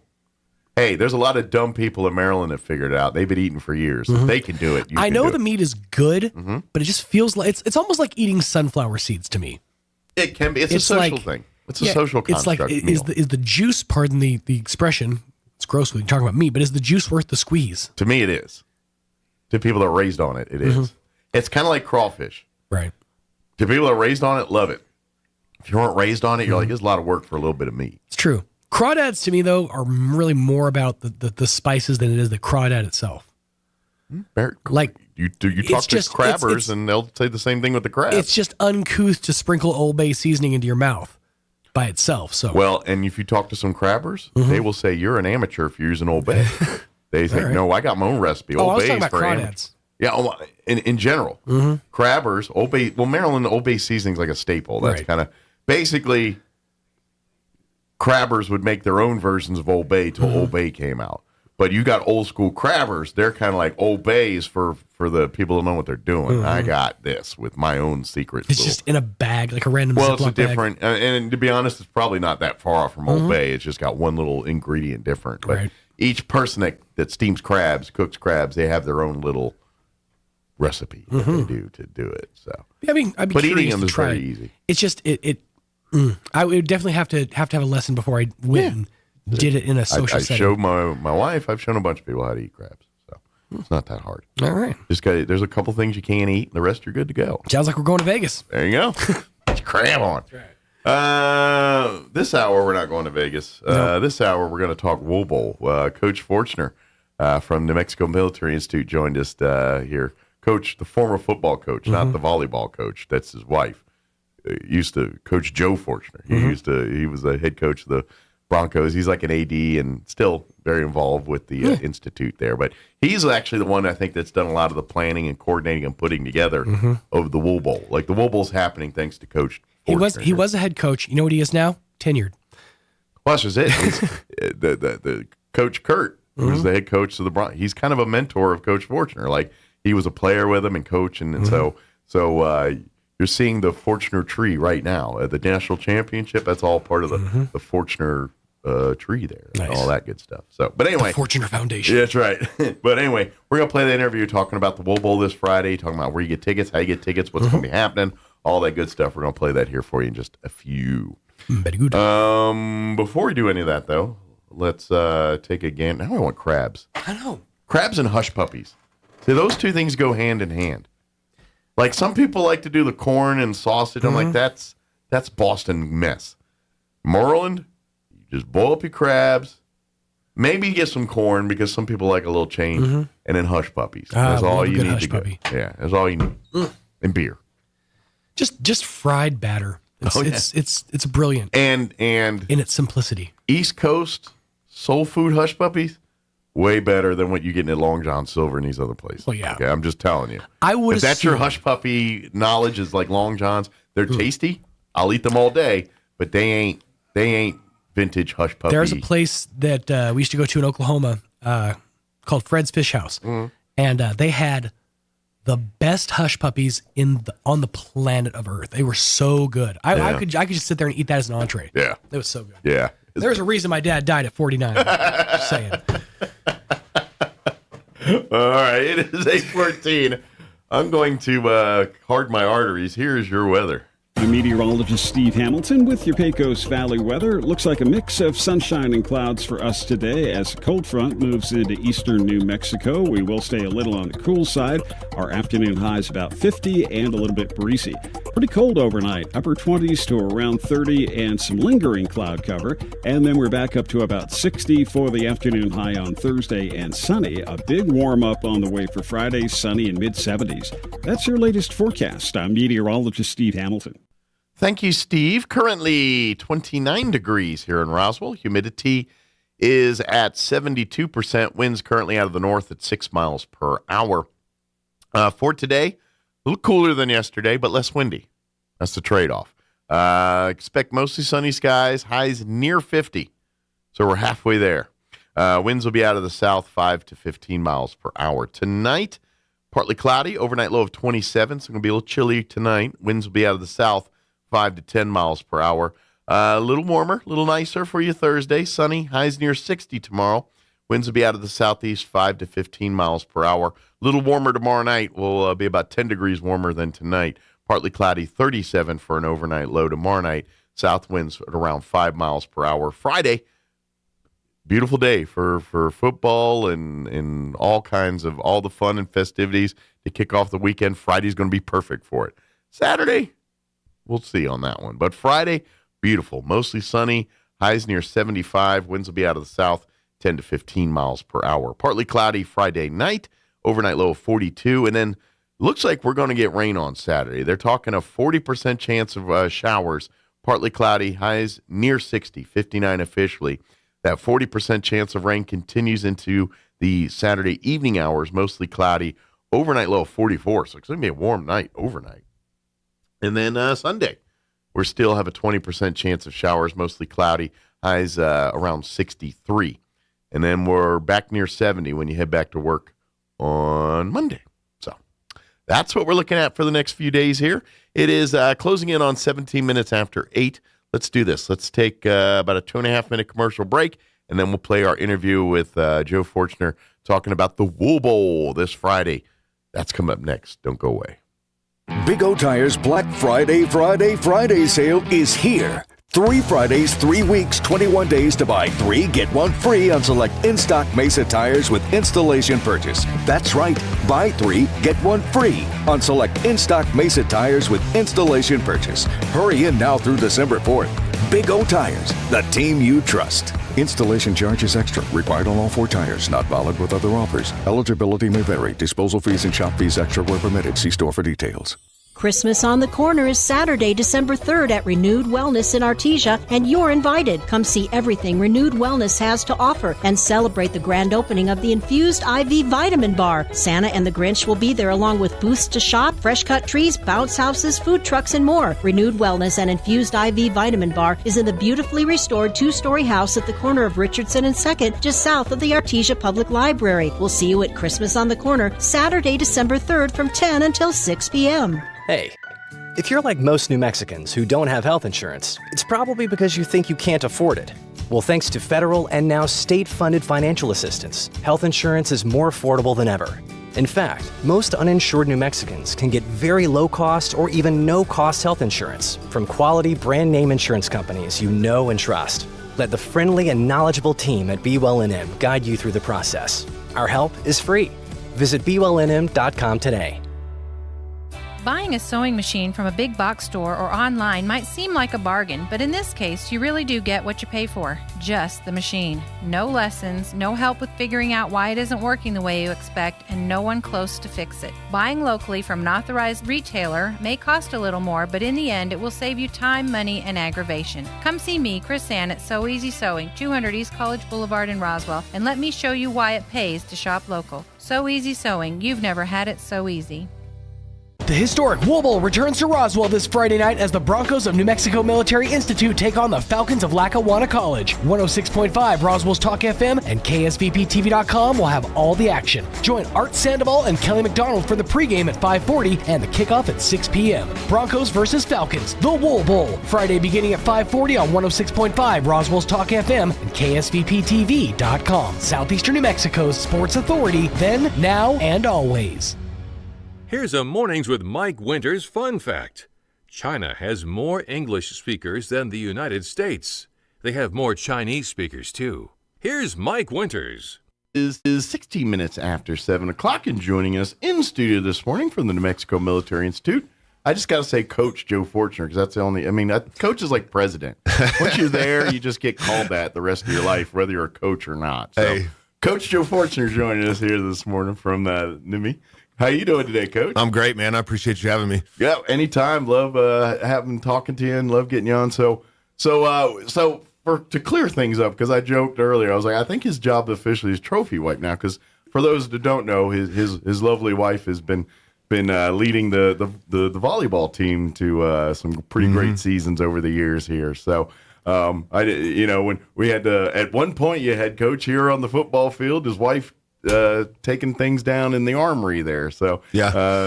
Now you get to do other things, but you get to spend more time rooting on your wife now and cheering for the volleyball team. For sure. Yeah, I got to go to nationals twice. She actually, you guys were joking. I was sitting out there laughing because she got me a coffee mug that says "Trophy Husband" on it. Yeah, she did. So I hit close to home on that one. Right. That's pretty good. But we got, of course, we got a bowl game this Friday here. The New Mexico Military Institute Broncos are going to be hosting, I guess you can kind of say. I mean, technically they're invited, but kind of hosting the Wool Bowl here, and they're going to be taking on Lackawanna College. They're out of Pennsylvania, I believe. Right. And it's going to be a fun game here Friday. So what the big thing we want to do is we'd love to invite everyone to come on out to the Wool Bowl, and let's fill the stadium with hopefully a bunch of Broncos fans, but just football fans, really. Just come out and see the game. Yeah, I'm excited. I hope we get a huge crowd. I mean, we've got two teams. We couldn't have more evenly matched teams in this thing. We've got number 9 team in the nation and in NMMI, and then the number 11 team in Lackawanna coming down from Scranton, Pennsylvania. So I think it's going to be a good game. The atmosphere is going to be great. We've got a lot of special things going on to make it more than just a regular season game. Yeah. So.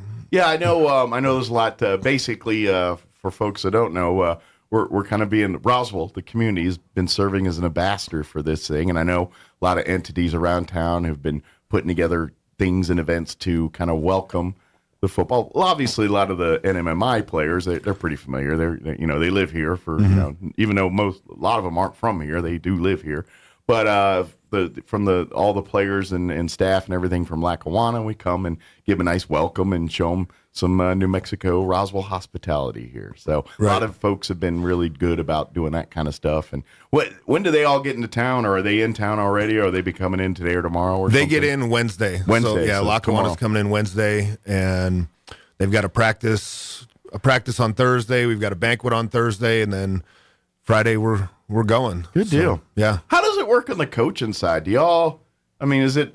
I know, like in high school with film exchange, is college pretty much the same way, or do y'all go to neutral sites to get all that kind of stuff? It's the same. I mean, they agree on, hey, do you want to trade 3 games? Do you want to trade every game? Okay. And whatever they agree on, they do. Now, back when I first started coaching, we would have to drive. We would put our VHS tapes in the car and drive and meet halfway with somebody else on a Sunday morning and exchange. But now it's just they just click a button and exchange. Good. Well, thank goodness, because somewhere halfway between here and Pennsylvania.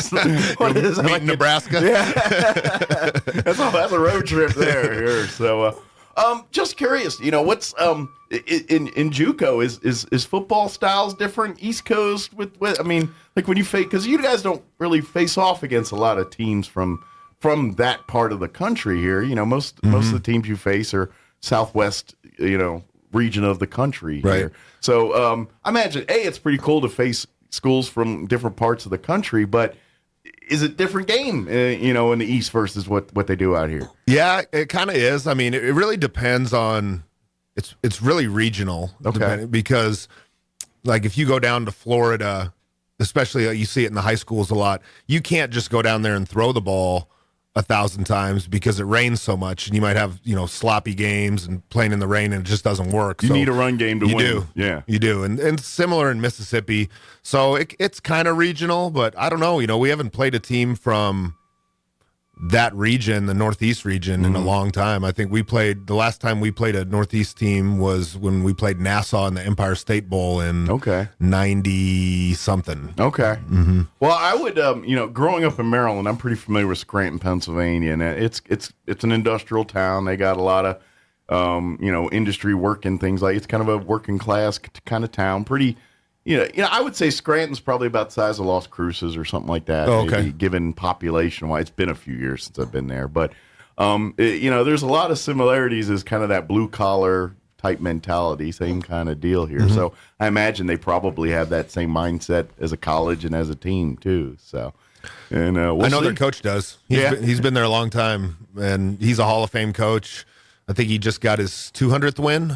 Oh, wow. Yeah. So we're facing a club here. This is I mean, we look at we thinking Lackawanna. I've never heard of them, but they're going to bring their A game, and we're going to see a competitive match here. And like you said, it's a 9 versus 11, which anytime you look at playoff brackets, and even like high school, doesn't matter what level, but it's not those 1 versus 12 matchups that you look at. It's those 7 versus 8, right? And those right there. And this is kind of one of those where it's like, at the end of the day, this game is going to lead down who's going to make the one extra play, or who's going to make the less mistakes, or who's going to capitalize on the turnovers.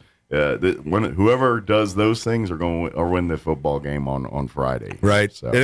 It turned out that this was only one of 3 bowl games in the nation. So, to get 2 teams that are highly ranked like that, I'm excited. I think this is Lackawanna's 14th bowl game. So they're, they're a perennial powerhouse. So this is kind of old hat for them. They're used to going to bowl games and things. And of course, in MMI, the Broncos do have a target on their back. They are the defending, national champions. So that does come with a slight target on their back. So I imagine they're pretty hyped up. Lackawanna is just as hyped up to play this game as NMMI will be on Friday here. Yeah, so. I know Coach Kurt, he actually in the offseason shirts had targets on all of their backs. He actually had some made. That was on the shirt. Else but I was talking a little bit about this year's team. Yes, they're not going to the national championship this year, but it's a pretty good ball club, and they've had a great season, and obviously going to the bowl game here, so that's proof in the pudding there. But how close is this team from last year's team? Is it, as far as what they do and how they do it, is it pretty close, or is it a little bit different?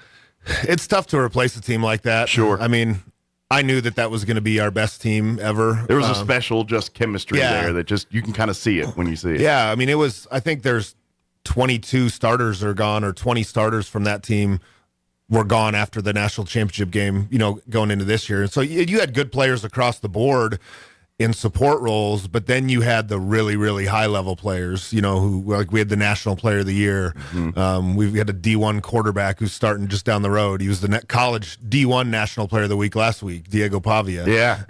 And that's the real proof in the pudding there, is now you see next year where all these kids that were, on that championship team, now they're in Division I schools. They're doing, they're some of them will be household names maybe in a few years here, Yeah. And that's a cool, I imagine that's, as a coach, that's a cool feeling. No, it's awesome. But it's hard to compare any team to that team, because not only was that team very, very special, but they also didn't have any injuries. The stars kind of luck was on their side. Yeah, and that's what it takes, though. I mean, that's not a knock. That's a special team, and the kind of the stars aligned for them, and look what happened. That's not the measuring stick, I don't think. I mean, obviously that's the goal, is to win the national championship every year, but that doesn't mean that falling short of that is a failure. Well, and that's just it. It's great. And you look at between yourself and what Coach Kurt have done with this team over the years. You've turned this team into a perennial good team. Every year, whether they go to a championship or they go to a bowl game or don't go to a bowl game,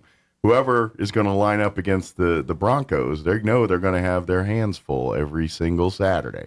And to me, that's the mark of a good team right there. When all right, we got a game whenever we play this team, I think it's safe to say you've never seen a Bronco football team that wasn't prepared, ready to play football. Well, I appreciate that. Coach Kurt's done a heck of a job. He's done a heck of a job. Yeah. So, and of course, you talk to him and he credits you because you're kind of his mentor and things like that. So we can just pass it back and forth.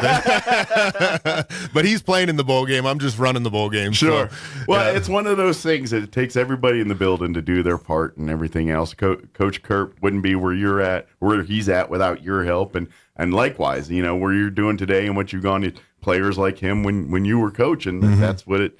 Everyone needs that to have success. We all need each other to do that, and that's the team mentality. Right. So looking at the game, talk about a little bit logistics here. So the game will take place 6 p.m. this Friday at the Wool Bowl. For people to get tickets, what's probably the easiest, best way to get tickets for this? There's a couple different ways. Woolbowl.net. Okay. You can buy tickets online. You can also buy them at the gate. So okay. That won't be a problem. I know sometimes with high school, they're like, we got to get the app and download this and do all this. No, I know that they've kind of moved to that high school wise. We can do either way. So you can buy them online ahead of time, or you can pay at the gate. It's $5 for adults. It's free for kids 14 and under. So yeah, we try to make it affordable. I want a big crowd. Yeah, I'll say how many bowl games can you go to for $5? One. Yeah, you're looking at the Wool Bowl, and it's going to be a lot of fun. It's going to be, there's a lot planned. I think you'll be impressed at all the cool stuff that's going to be happening. And by the way, there's a football game. Right. We want it to be an event, not just some run of the mill things. So. Yeah, can we tease a little bit of some of the stuff we're doing, or we want to keep it all under the hat? No, it's not. It's definitely not a secret. All right, talk a little bit about some of the stuff we got going on. Okay, so we're having 11 food trucks right now are going to be set up just right next to the Wool Bowl in the Wool Bowl parking lot. Good deal. They're going to be set up there. So the game kickoff's at 6. You want to be there 5 for some tailgating, or 4:30 at least to get there and get some eating and tailgating. Right. So they're going to set up, I think, by 4. Okay. And then they'll be open. And then we have a military flyover. It was supposed to be right before the game, but we changed some things around, and there was some stuff with the Pentagon. So the flyover is going to be at 5. Okay. So they're actually going to fly over pregame and the tailgate. So that's going to be super cool. Good deal. So you get you a good spot to sit down and watch the flyover after you get your food or whatever. Yeah. I don't think you're going to miss it. It's going to fly right over your head. You're going to hear it for sure. Yeah. And then we've got like a 30-yard long flag that's going to be out on the field. Lindsay Weathers from Goddard is singing the national anthem. We've got fireworks before the game. Oh, nice. When teams get announced, we've got a helicopter delivering the game ball, landing on the 50-yard line, or right above the 50-yard line. This is like a wrestling, Charlie's Angels are performing at halftime. Entrance music, the whole nine. All of it, yeah. Legacy Dance Academy is performing at halftime. We've got a competition to win a $50,000 truck at halftime, and every paid admission gets an entry into that competition to win that truck. Good deal. So there's another reason, if you needed a reason to come out to the game other than come and see a cool football game. Yeah, might come out of there winning a brand new truck. So. That'd be cool. That'd be cool. Good deal. So so there's so much going on. So come hungry and come ready to enjoy just all the festivities. Come see the all the pageantry and all the fun that's part of it. And then the cool thing about it too is when these teams are in town and stuff. I'm sure there's maybe some opportunities where maybe get to meet some of the kids and talk to them and get a chance to show them a little New Mexico hospitality and things like that. So because these kids are going to be. I imagine some of them never been to New Mexico before and don't know any of our, so they're going to be getting goodie bags with a lot of green, red and green stuff and all that.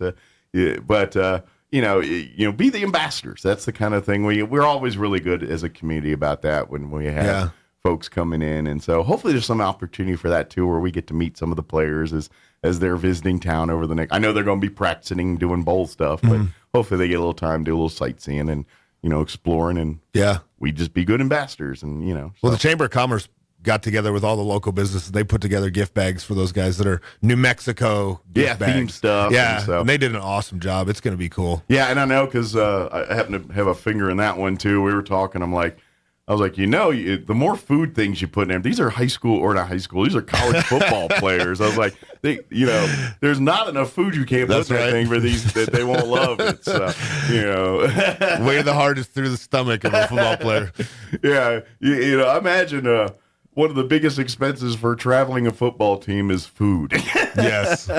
Yeah. Buffet, Golden Corral. That's one right. of the sponsors. They're going.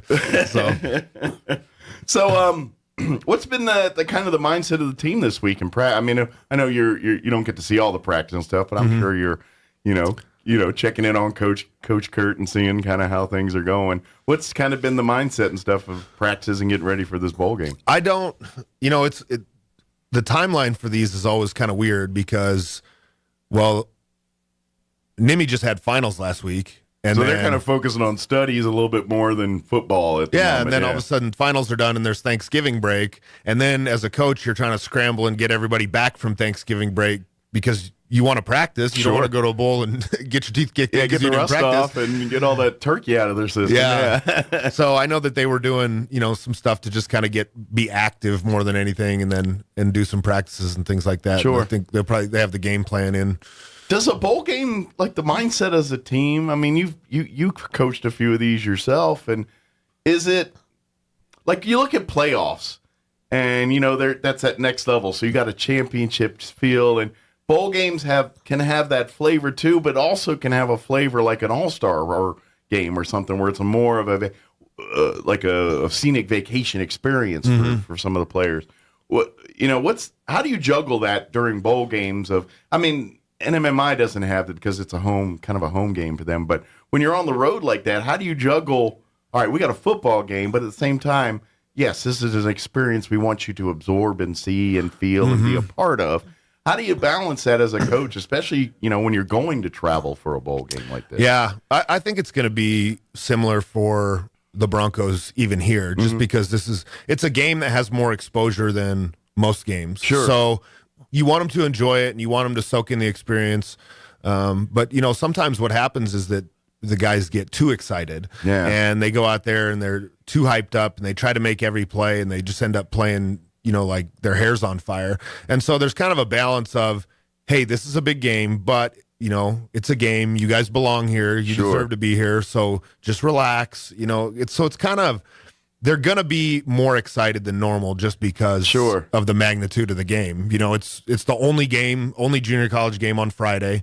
It's number 9 versus number 11. There's not very many teams left playing. So, all eyes are going to be on them. Sure. Everyone in the JUCO world is going to be, watching this game. Right. If they're not at the Wool Bowl, I'm sure they'll be online tuning in, to watch it as well, too. Including recruiters. Yeah. Oh, yeah. Oh, yeah. I'm sure they're thinking, all right, we're looking to fill up next year's roster here. Yeah.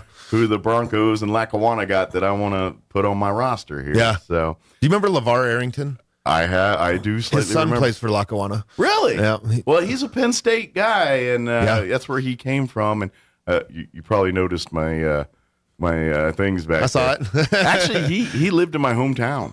Is that right? In Waldorf, Maryland, where I kind of grew up, went to high school and all that. He lived not in Waldorf, but nearby.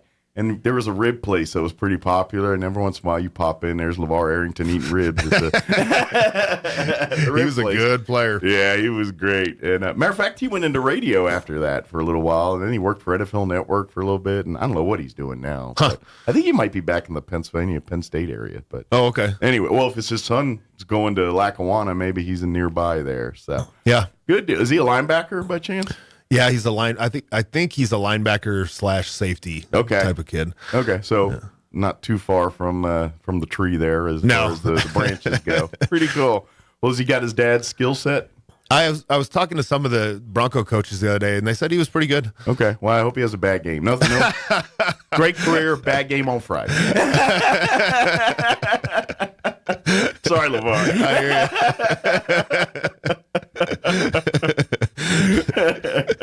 Very cool. But we would love to see, come fill the Wool Bowl, come out and enjoy a great college football game here. The best of the best, some of the best junior college football in the country is going to be happening right up the street here on Friday. Yep. Come and enjoy it. Get your tickets. Get them online. Go ahead and go to woolbowl.net and get your tickets. If you space out on that, or you're like, I don't know, my Friday's kind of busy, I'm not sure yet, and then you find out it's cleared up, great. Get your tickets at the gate here. But, if you want to save yourself a little bit of headache, go ahead and get them in advance here. That way you can go. And then make sure you're here at like 4:30, 4 o'clock, somewhere around there, for all the tailgating, for all the partying, for the flyovers, for all the festivities.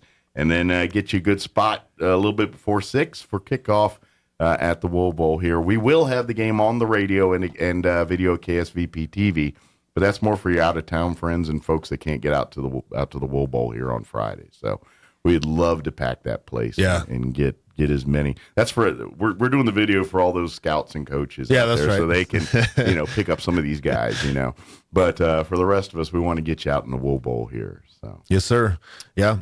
good deal. So what's kind of like for you personally? I know you've been planning and doing all the behind the scenes work here, so you're probably most happy when it's over and it's all done and successful.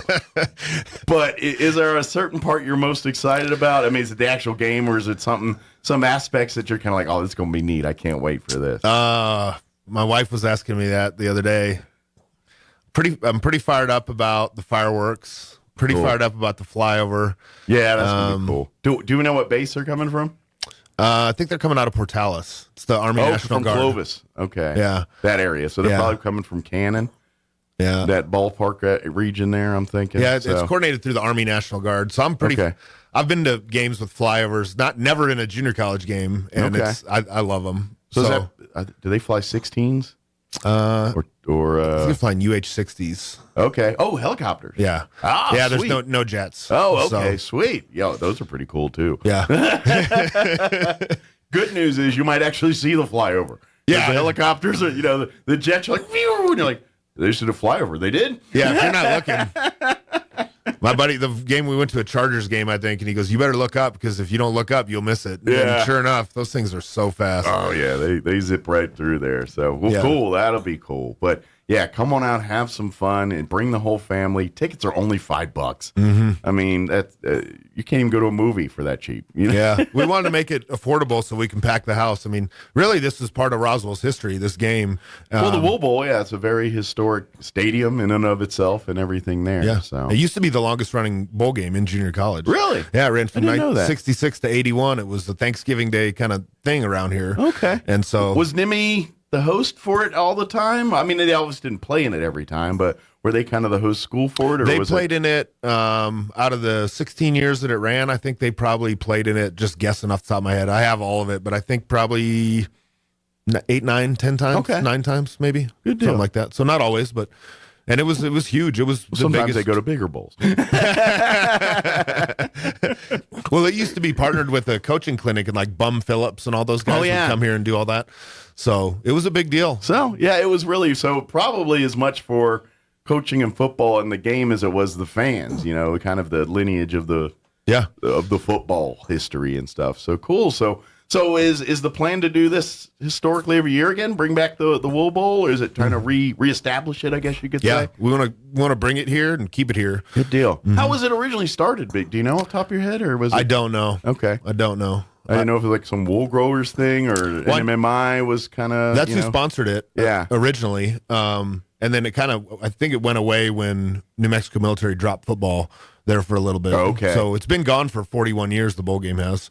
But I get people around town say, I remember the Wool Bowl when I was a kid. We used to go there every year, and now here it is again. Well, good. Well, hopefully now we got new generations that'll be, I remember, and so it's the first of many. So we'll call it rehash the tradition here, and bring out the Wool Bowl and come and then of course come out and enjoy the football part too. We keep talking about the flyovers and everything. It's going to be a good football game. These are two very good teams, and you're going to see an excellent football game. And we can come on and root the Broncos. Of course, there might be some Pennsylvania natives around here that might want to come and root for Lackland. They might be like, "Oh, I grew up in Scranton. I want to root for." Okay, come on down. It's good football though. For anyone who hasn't been and watched a high-level junior college football game, it is good football. Oh, it's great. So it is so exciting. I love going and watching Bronco games. It's just now obviously the rules are slightly different in high school. So if you this is college rules. So you think of Saturdays, not Friday nights. So some of the rules that they use in high school football don't apply here and things, and vice versa too. So. It's the only New Mexico team in a bowl game though. That's true.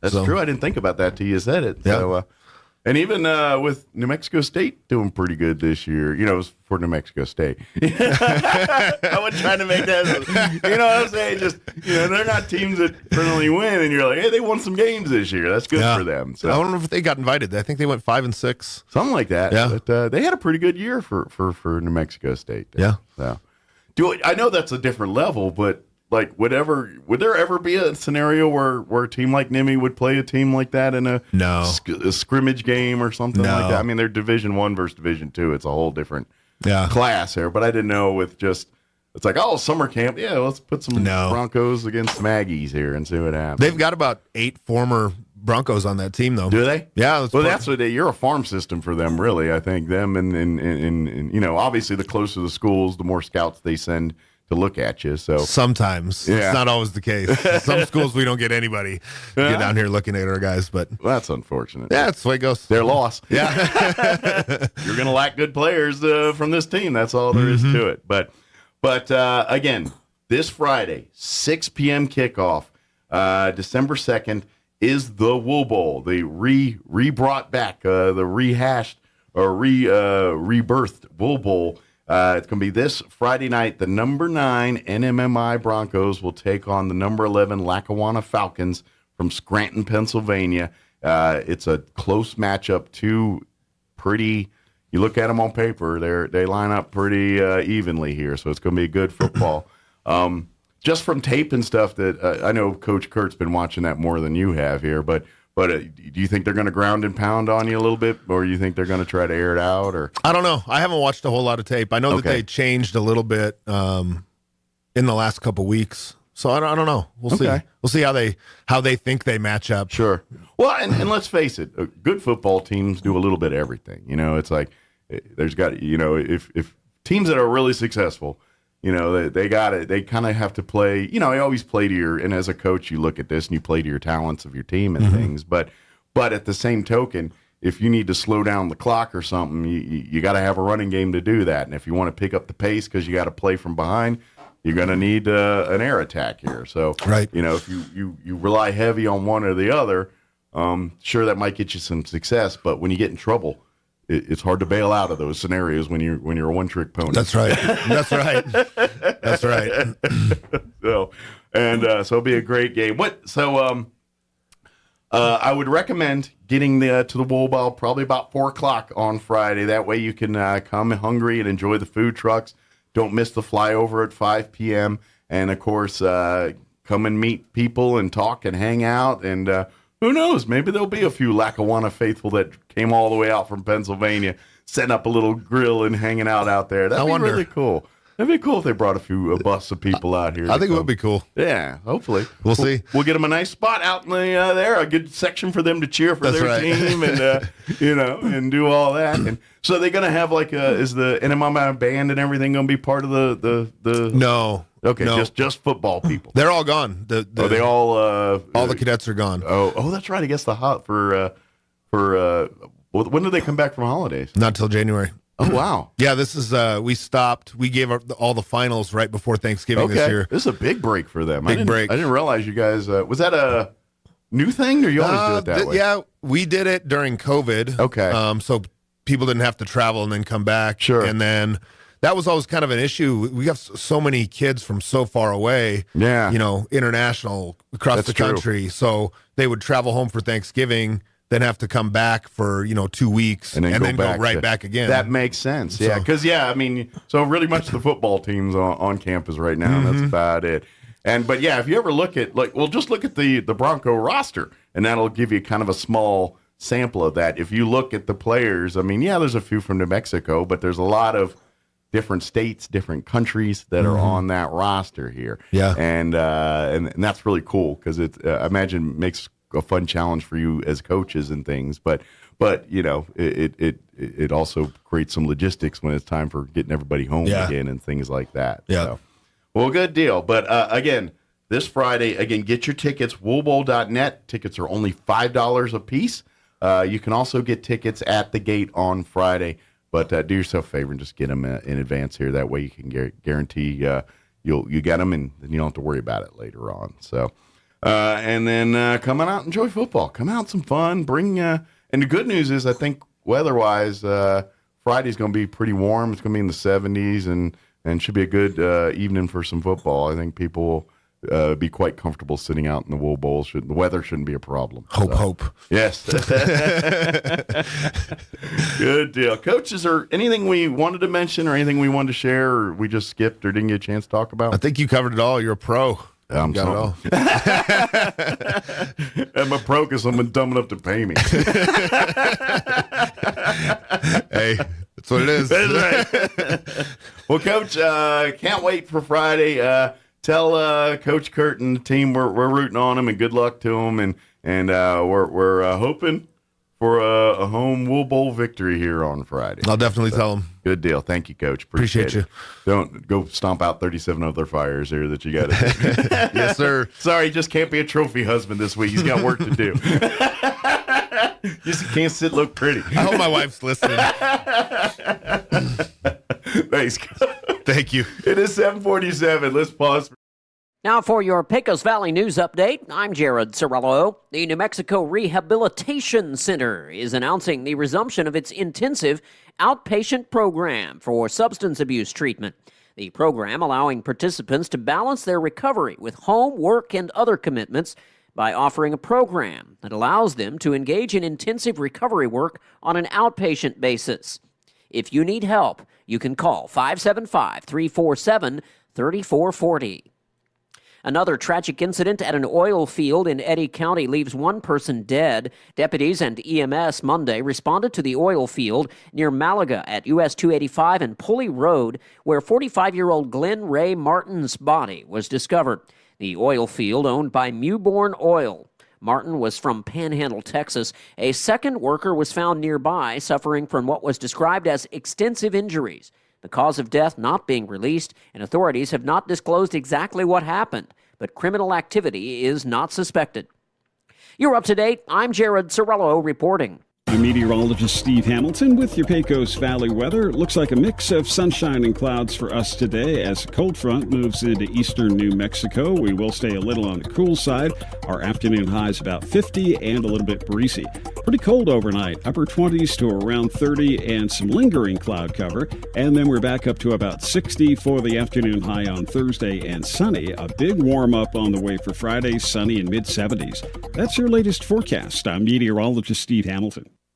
With the Wall Street Business Report, I'm Bill Alexander. The S&P 500 ended down on Tuesday with losses in Apple and Amazon, ahead of an upcoming speech by U.S. Federal Reserve Chair Jerome Powell that could provide hints about the magnitude of future interest rate hikes.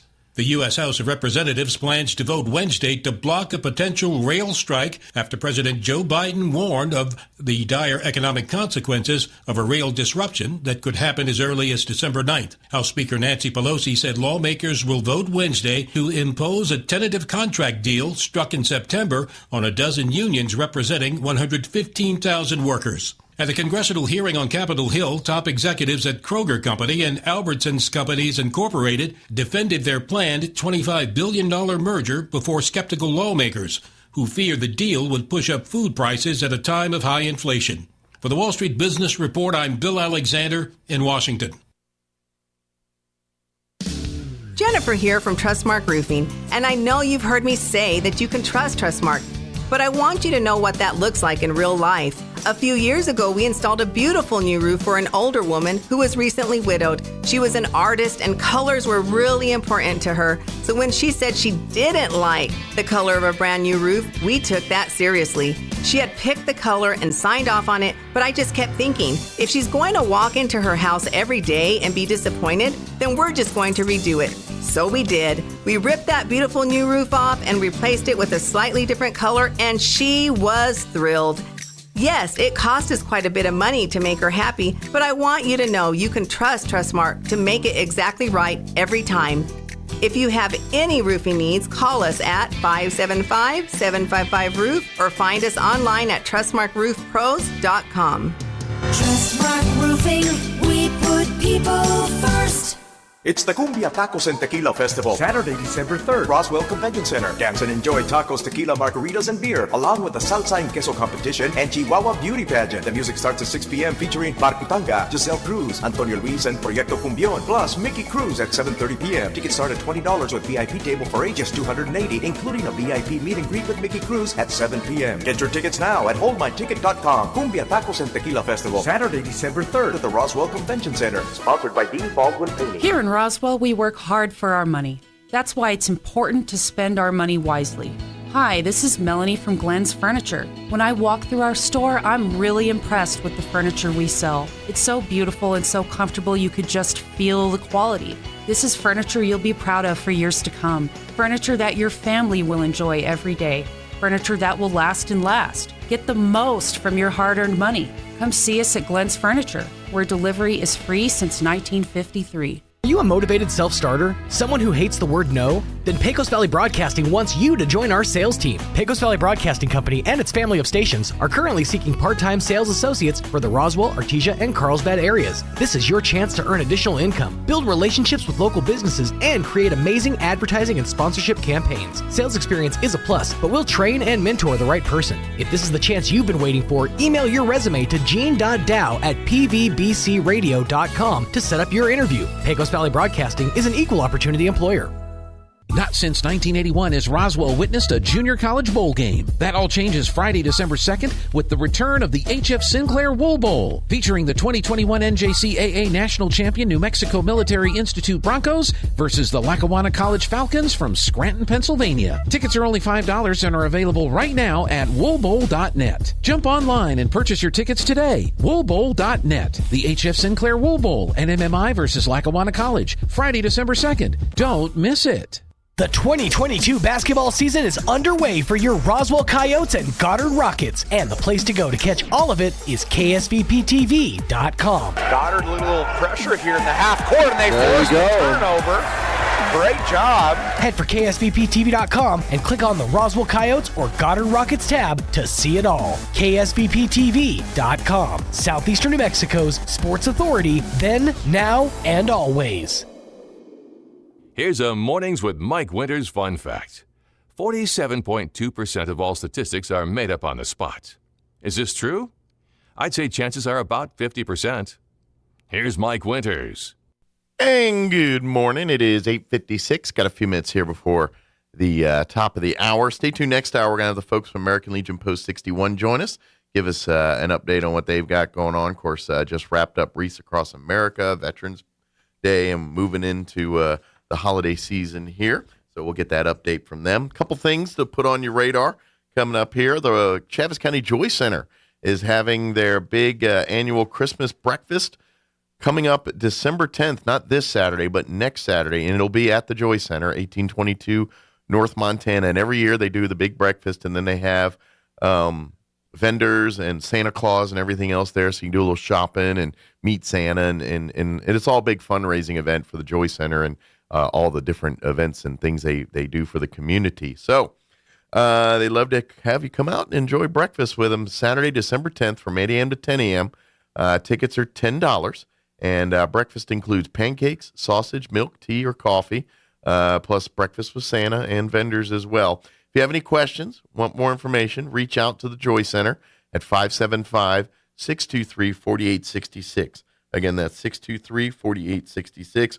Or let me give you another number to call for tickets and information, 575-623-4866. 575-914-0285. They also have delivery available. If you'd like to be a vendor at the event, too, they've got a little room. You need to reach out to Alex again, 575-914-0285. 575-914-0285. Don't forget, this Saturday night, the Kiwanis Club is having their big concert at the Anderson Museum.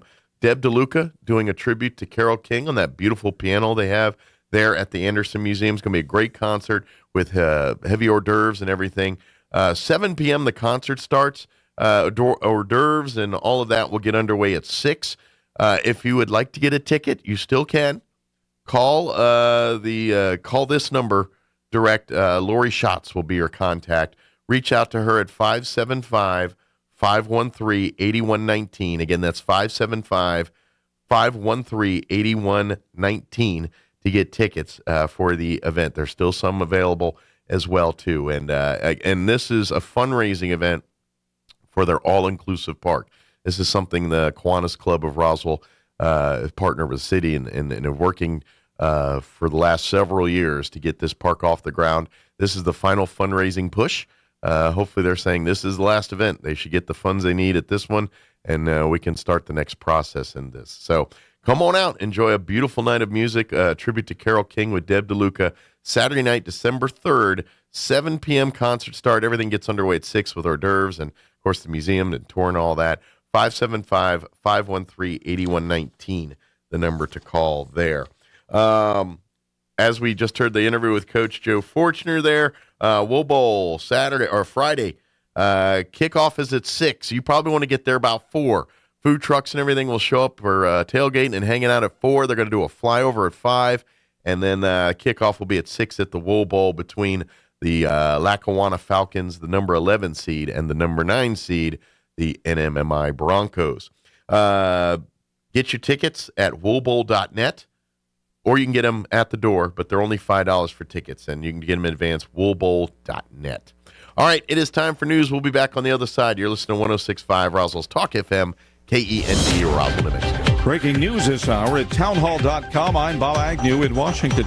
China's ruling Communist Party has vowed to, in its words, resolutely crack down on infiltration and sabotage activities from hostile forces. The Central Political and Legal Affairs Commission statement released late yesterday after the largest street demonstration in decades by citizens fed up with those strict antivirus restrictions. Researchers are reacting with guarded jubilation now to results that show an experimental Alzheimer's drug slowing the rate of mental decline. Maria Carrillo with the Alzheimer's Association says this is one part of a multi-pronged approach. And there are more causes than just amyloid plaques. So anti-tau therapies, anti-inflammation therapies, so many other things have to be explored and will absolutely be required to be used together to really make a dent in this disease in the near future. The Food and Drug Administration is expected to decide whether to approve the drug by early January. The head of the group Oath Keepers has been found guilty of charges connected to the January 6th riot. A Washington, D.C. jury convicted Oath Keepers founder Stuart Rhodes of seditious conspiracy for a violent plot to overturn President Joe Biden's election. Rhodes was acquitted on 2 other conspiracy charges. Defense attorney Ed Tarpley. We're grateful for the not guilty verdicts that were received. We're disappointed in the guilty verdict. Seditious conspiracy calls for up to 20 years behind bars. An appeal will be filed. Norman Hall, Washington. Today is the day you can wave goodbye to the Atlantic hurricane season. Wrapping up what the National Hurricane Center calls a near-average season. The season began without much fanfare, but picked up in September, a month that saw 14 named storms. The worst storm of the season was Hurricane Ian, a storm that slammed into southwest Florida as a deadly Category 4. Tasha Stevens reporting. More on these stories at townhall.com. Jingle bells, jingle all the way. Nick, what are you doing? Well, Adam, Thanksgiving is over, so it's officially time for the holidays. And it's time for our Legacy Box Cyber Monday sale, which means you can save up to 65% when you digitize your home movies and pictures. What an incredible reason to join the millions of people who've entrusted Legacy Box to safeguard their recorded memories. Plus, Legacy Box is the best gift for you or a family member. It's what Better Homes and Gardens called the most sentimental gift to make this holiday season special. And what Reader's Digest called a genius product. That's because Legacy Box is simple and safe. Just fill and send, and you'll get your new digital copies of your treasured tapes, film reels, and photos. So turn on the Christmas music and make sure to visit LegacyBox.com and shop our Cyber Monday sale to take an unreal 65% off. Our Cyber Monday sale is going on now at LegacyBox.com/LBox. That's LegacyBox.com to take 65% off. Visit LegacyBox.com/LBox. Railroad unions say they don't like President Biden's call for Congress to intervene in their contract dispute. Railroad unions say this undercuts their efforts to address workers' quality of life concerns, but businesses stress that this is crucial to avoid a strike next week that would devastate the economy. President Biden and House Speaker Nancy Pelosi said that lawmakers will be asked to vote Wednesday to impose the terms of the deals the 12 unions agreed to before an original strike deadline in September, even though 4 of those unions representing more than half of the 115,000 rail workers rejected them. 8 other unions ratified the 5-year deals that include 24% raises and $5,000 in bonuses. I'm Bill Alexander in Washington. Low-cost fashion brand H&M says it will be reducing its global workforce by about 1,500 positions. It's all part of a plan to reduce costs and further improve efficiency. Breaking news and analysis at townhall.com. Right at a time when Democrats are hoping to pass new assault weapons restrictions, a new study says gun deaths in the U.S. hit the highest levels in decades, but assault weapons had very little to do with that. The research published by JAMA Network Open shows gun-related homicide and suicide rates both rose 8% last year, each hitting levels last seen in the early 1990s. The rate among women is growing faster than that of men. Among black women, the rate of firearm-related homicides more than tripled since 2010. Experts say reasons for the increase in gun deaths could include disruption of people's work and personal lives during the pandemic, higher gun sales, stress, and mental health issues. The researchers counted more than 1.1 million gun deaths over 32 years, about the same as the number of American deaths from the coronavirus in the last 3 years. I'm Ed Donahue. More of these stories at townhall.com. From Washington, I'm Bob Agnew.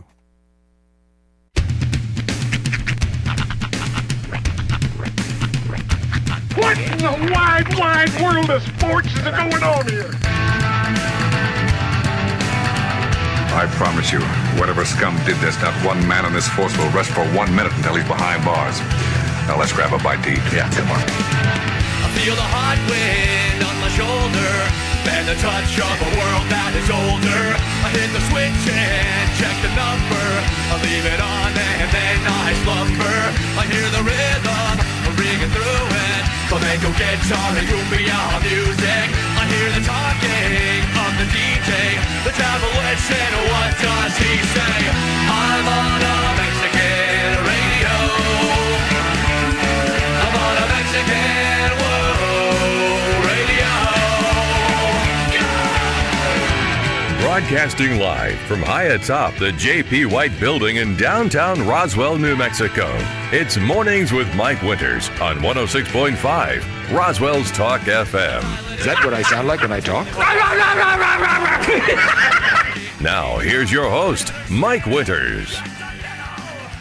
And good morning. It is 6 minutes after 9 o'clock. Welcome to hour number 3. Grace and Yernos. Of Mornings with Mike Winters right here on 106.5 Roswell's Talk FM. Happy Wednesday, everybody. Mm-hmm. Hope you're having a good day. Yeah. I did see a video that I was just telling Sean about. It made me laugh. For those that don't know, Netflix debuted a new series called Wednesday, which is based on Wednesday Addams from the Addams Family. I started it yesterday. I got about halfway through the first episode. What'd you think? Pretty good so far. Okay.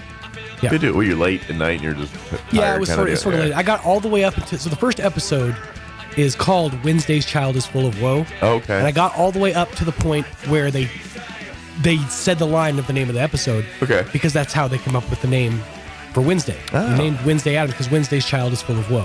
Ah, cool. Interesting. Well, so Netflix did a promotion for the Wednesday Addams show. And their premise was they basically turned Thing, the hand. Yeah. People that know Addams Family know Thing. The hand. And they turned it loose on New York City. And so they just had like a remote control assuming remote control hand. And it's like walk around visiting people and coming up and even doing like flipping people off, and people are kicking it and talking to it. There's like they send it down an alley and there's a rat from New York City just like hanging out on it.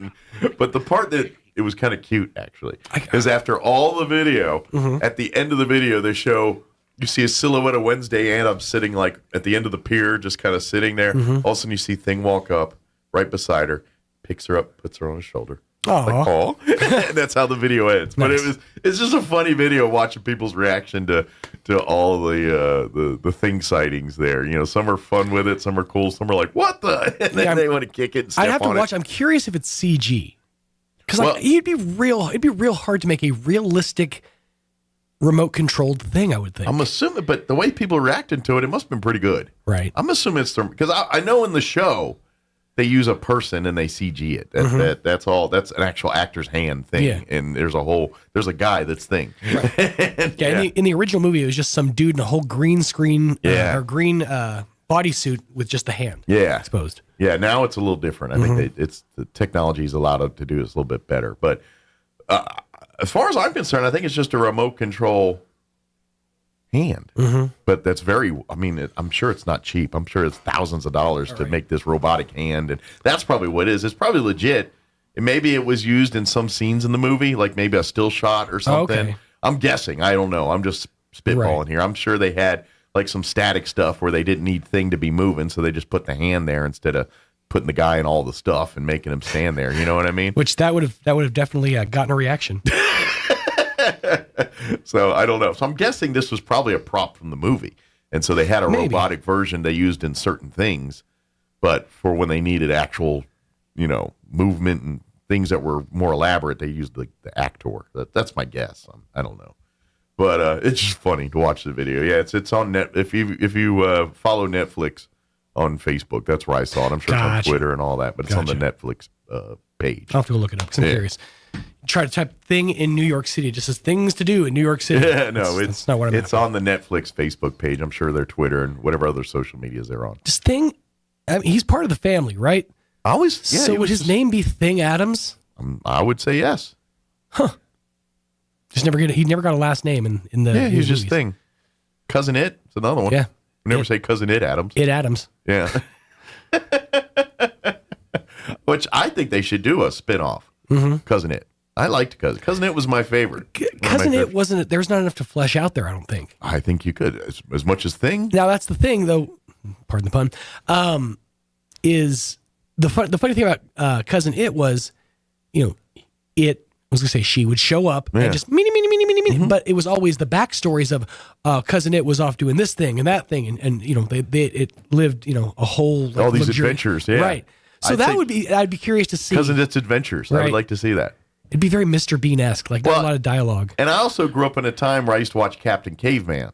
Right. So I'd be watching and Cousin It, and Captain Caveman they kind of look the same. They do a little bit, except for Captain Caveman has much more defined features. Yeah, and a club and everything. But as far as that, and Son, except for like a hairy R2D2, they kind of look, right. That's kind of the same shape and everything there. So that's it. They're hairy R2D2s. That's kind of what's. Cousin It and Captain Caveman are kind of hairy R2D2s. That's one of those. Captain Caveman was one of those that didn't really get its time in the sun like some of the other ones. Yeah, well, it had its it's there with Grape Ape and those right. lesser Hanna-Barbera songs. Now, granted, Captain Caveman did make it into Wacky Races, so you got to give him that. Yeah, that's true. Nobody ever batted an eyelash at the fact that a caveman was fully capable of driving a vehicle. It was big, like around the time Josie and the Pussycats was big, and all those, and Jabberjaw, and Speed Buggy. So I actually watched the thing on YouTube. It was basically talking about how they had a winning formula with Scooby Doo, and then they just recreated that 17 different times. Yeah, I could believe if you look at every single one, Deputy Dog, Jabberjaw, they're all a group of teenagers and an anthropomorphized animal. Right.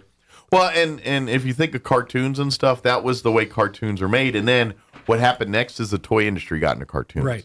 And that's when it changed from your G.I. Joes and your Transformers and all those shows where they were building toys and creating a show around the toy. Right. The show was just the commercial. Jabberjaw, and these were just cartoons, and they said, oh, by the way, we'll put it on a lunchbox. Mm-hmm. You know what I mean? And whereas then He-Man and Transformers and the G.I. Joe and Star Wars came. And Star Wars, that was the movie and then the thing, but you look at like Mask, that show was specifically made to sell toys. That was the only reason that show was made. Same with G.I. Joe, same with He-Man, same with Transformers. Yeah, it really got started in the 80s with with He-Man, Transformers. I want to say like Transformers was probably one of the first that was their thing. Yeah, and it made and there was also a change in the rules. See, in the Reagan era, prior to that, you couldn't make a TV show that was in essence just a commercial for a product. You had, they were blatantly like an infomercial. They were blatantly just, hey kids, come up. Like, I'm trying to think of the first show like that. I don't remember off the top of my head, but it was something very, and the whole point of it was to get you to buy these toys, and that's all there was to it. And so Congress put the kibosh on that. But in the Reagan administration, they kind of changed those rules a little bit, and that's when the toy companies started creating your G.I. Joe, your Transformers, and all that. And then in the 90s, it changed again because of Congress put out that if you're going to have an animated show on broadcast hours, it had to have an element of education or information. The E/I. That's why you stopped seeing blatant commercial advertisements in cartoons. Yeah. That being said, I always go back to this. It just always makes me laugh that there was a point in time when this was on TVs everywhere. Wait for it. They sure work hard, don't they, Barney? Yeah? I hate to see them work so hard. Yeah, me too. But the cigarette commercial? When we can't see them. Yep. Let's go have a Winston smoke break. Well, but that was when the Flintstones was on prime time. I got a better idea. Let's take a Winston break.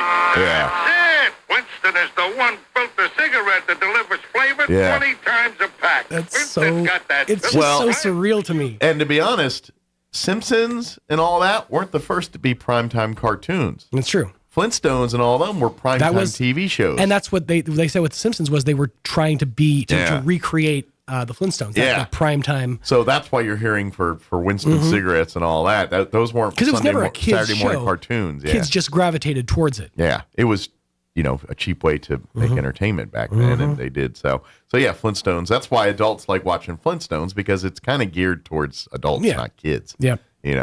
Although as a kid, I love the Flintstones. I want to meet the man who built Fred Flintstone's house because have you ever seen them running down the hallway in that house? Thing goes on for miles. Oh, the bedrock. Yeah, it's all the bedrock and everything. It's just it's the looping hallway thing, but it's like a 75-foot hallway. I would be curious about like if you rebooted the Flintstones in 2022 technology. So basically, Flintstones, they always had like dinosaurs and things as dishwashers and sinks and things like that.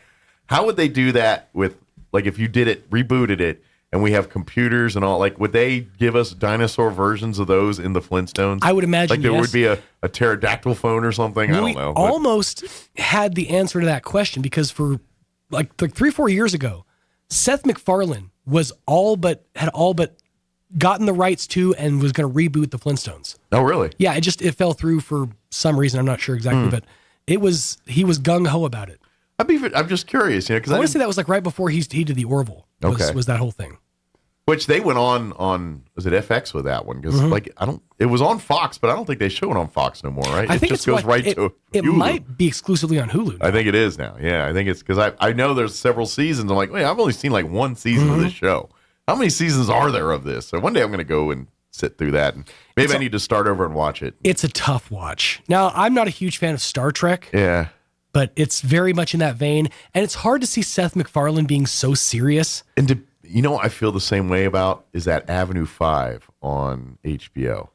It's got House, and it's basically a cruise ship, but a spaceship.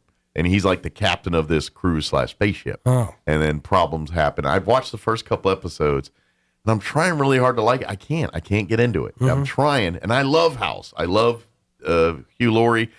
I like the concept. All of it's just I have trouble getting into it. Sure. It's not entertaining to me. So and there's some show, and it's some weird combination of either writing, direction, something. It doesn't hit right. Yeah, and so I think that kind of happened with I remember watching the first season. I was like, it's kind of funny, but not enough to me going, I can't wait for the next season, kind of thing. So it just came on the second season, like, okay, whatever. And then I think I just lost interest. I'll say this: whoever is it Paramount that has the rights to Star Trek?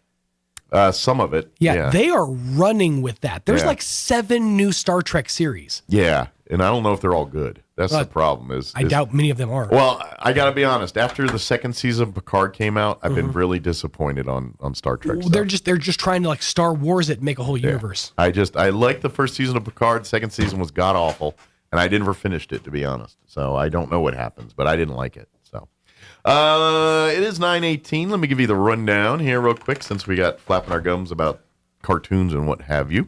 We'll get you up to date with the weather here in just a bit, and then shortly thereafter, we'll have the folks from American Legion Post 61 join us and give us an update on what's going on there. Later on, we'll get you up to date with the news of the local variety, along with your Wall Street business update and whatever else we can come up with for this hour of the show. Before we do any of that, let's take a gander at your weather. I'm meteorologist Steve Hamilton with your Pecos Valley weather. It looks like a mix of sunshine and clouds for us today as a cold front moves into eastern New Mexico. We will stay a little on the cool side. Our afternoon high is about 50 and a little bit breezy.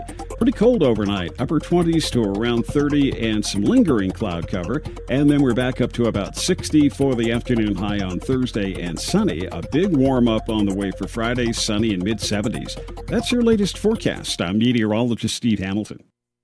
Thank you, Steve. Currently 32 degrees here in Roswell. Humidity is at 66%. Winds are calm at the moment. Today, expect highs near 50. Mostly sunny, highs near 50. Good news is winds are much calmer today out of the south, 5 to 15 miles per hour. Tonight, partly cloudy, chilly overnight. Overnight low of 27. Winds will be out of the south, 5 to 10 miles per hour. Little nicer for you Thursday. Sunny skies, highs near 60 tomorrow. Winds will be out of the south, 5 to 10 miles per hour. Warmer tomorrow night, partly cloudy, 37 for an overnight low with south winds at around 5 miles per hour. Friday, beautiful. It's a beautiful day. Mostly sunny, 75 for a high. Winds will be out of the south, 5 to 15 miles per hour. Warm Friday night, partly cloudy, overnight low of 42. And then Saturday, it's all different again. We're looking at a 40% chance of showers, partly cloudy, highs near 60, 59 officially, and then 40% chance of rain for Saturday night as well, mostly cloudy, 44 for an overnight low. Sunday, a 20% chance of showers, mostly cloudy, and 63. So enjoy the warmth, and then it gets cold and rainy, so which we need the rain, so I won't complain.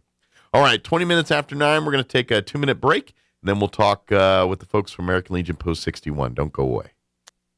ENMU Roswell welcomes new and returning students to register online and on campus for the spring 2023 semester. Prepare for brighter days ahead and learn new career skills in arts and sciences, technical and health education right here at home. Classes start January 17th. Talk with an advisor today. Call 575-624-7000 or log on to roswell.enmu.edu. Success starts here.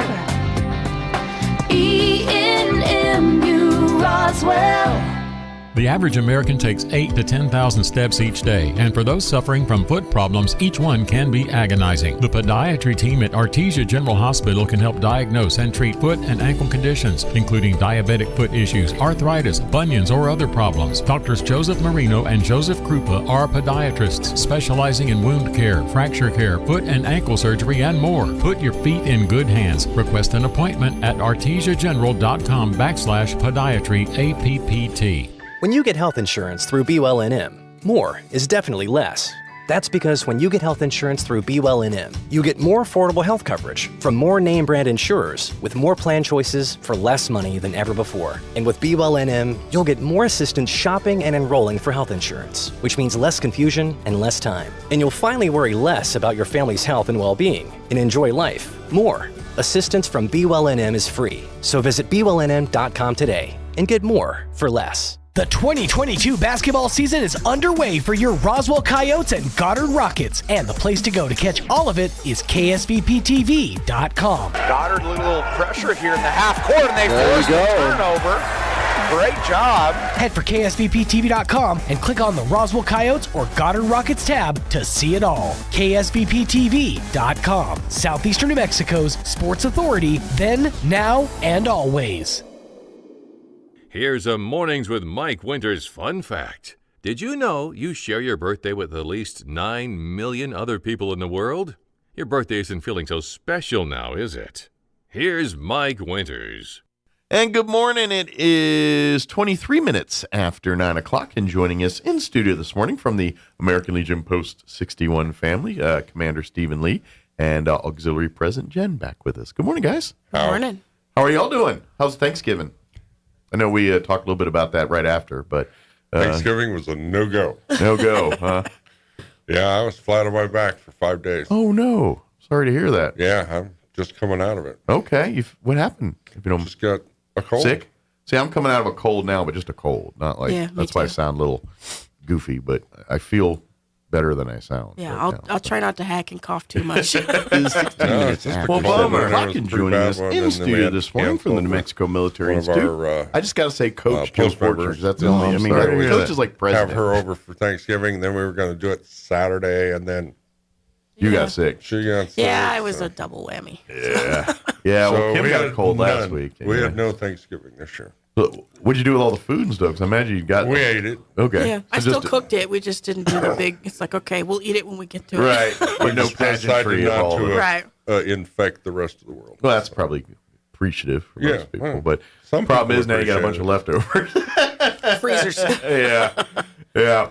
Well, Reese Across America has that wrapped up yesterday after Giving Tuesday. So now thank you to all that have donated wreaths and things like that. We'll get them distributed December 15th, right? Or 17th? Well, 17th is the actual. Yeah. And so that would be our next thing. If we have volunteers that would like to come and help us distribute on the 17th, we're going to meet at a Memory Lawn, right? Yeah. Memory Lawn Cemetery, like 0900 or something like that. I think Yeah, that's when we'll start getting stuff arranged, and then the actual placements will probably start about 10. Okay, so about 10ish. Yeah, we'll have a little brief ceremony, and then we'll lay the wreaths down. Yeah. And then we'll distribute all those wreaths that we have out there. We had 146 purchased. I signed up for the 3 for 2, so I'm not sure how that lines out. Because it all has to do with how many people bought at one time. Okay. Well, when I went there, they had a thing like, most popular 5 for 75. I said, well, I'll just do that. And so I bought 5. So, and I'm sure. So hopefully some people did the same kind of deal. That's what everyone's picking. I'll pick that. Because you're like, I'm going to get 1, 2, 27. What's the right number? I'm not sure. And then most people pick. I'm like, well, that's what I'll do. So that seems appropriate. Yeah, I didn't mind. The post kicked in 10. Post 28 kicked in 10. Well, that's good. The auxiliary kicked in 10. So that was 30 of them right there. Well, glad to hear. I'm glad to hear that. I bought 3 myself. Good deal. And then, of course, you bought 5. Yeah. Then I had to buy a few kind of on account.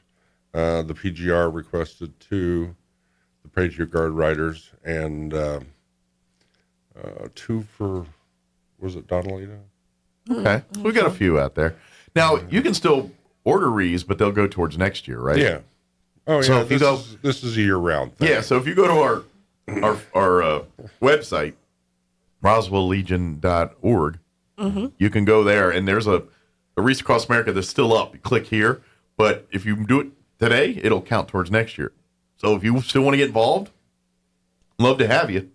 You're just getting us a jump start for next year. Well, depending on Wreaths Across America, too, because last year they extended it a couple of days. Oh, so maybe we might. So go there and try to donate. It's possible you could get slid under the wire, but the official cutoff was yesterday. So, but if you just spaced and you're like, oh, I missed it, you can still get in there and still support. It may just reflect next year instead of this year, but either way, I do know that I can do things like I can contact Wreaths Across America and tell them I have, like, say, received monies for a certain number by December 3rd, and then but I don't know how that works. Yeah, I imagine that's why I've never done that. They picked the end of November just so they have an extra week or two to work out all these things. Well, and that with the slowdowns with the semis and the supply chain issues. Because we're just one community. There's, I'm assuming thousands of other communities doing the same thing. So that's a lot of logistics to go through. So,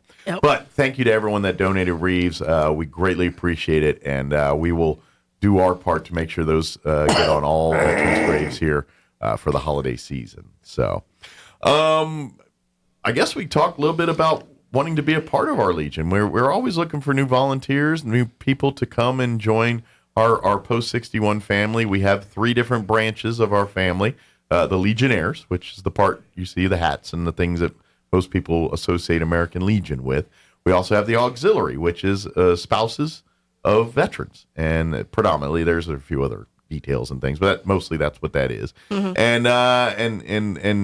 And then we have the Sons, which it's in the title there. The Sons of a Veteran are a part of that group, and you can be part of any one of those or all 3 of those, depending on your service and what you did and what you qualified for. But in theory, if you're a veteran and you married your spouse in the military as a veteran, you both can qualify for Legion both Legionnaire and Auxiliary. And if your dad was and your male was a military member, you can be part of the Sun. So in theory, you could be in all 3. Oh, we actually have folks that are members of all 3. It's kind of fun. I only got 2 of the 3. My wife's not military. So. And eventually we'll go to 4.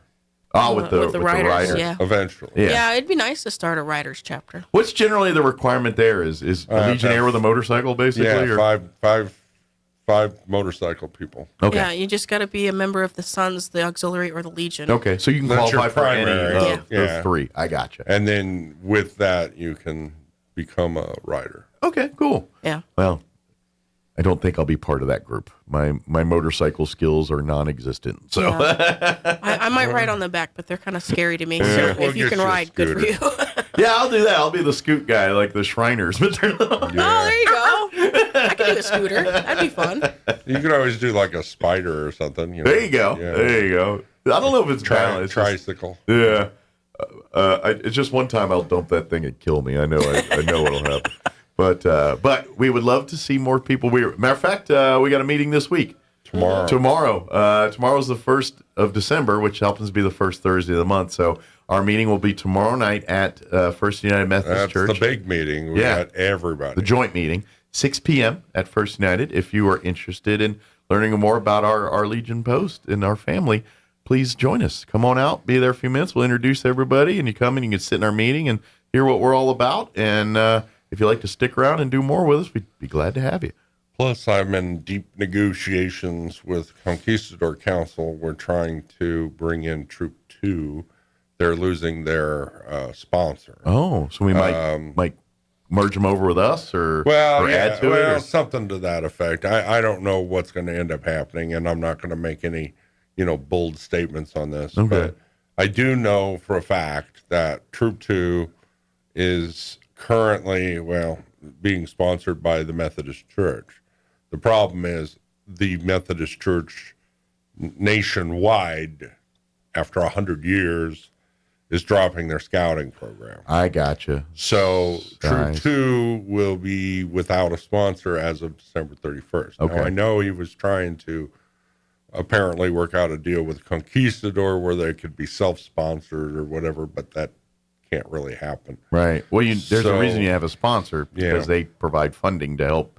And if you're self-sponsored, it's really hard to give a go that way. Well, unless you spend all your time fundraising. So I'm not making any guarantees, but that's just the word on the street. Okay.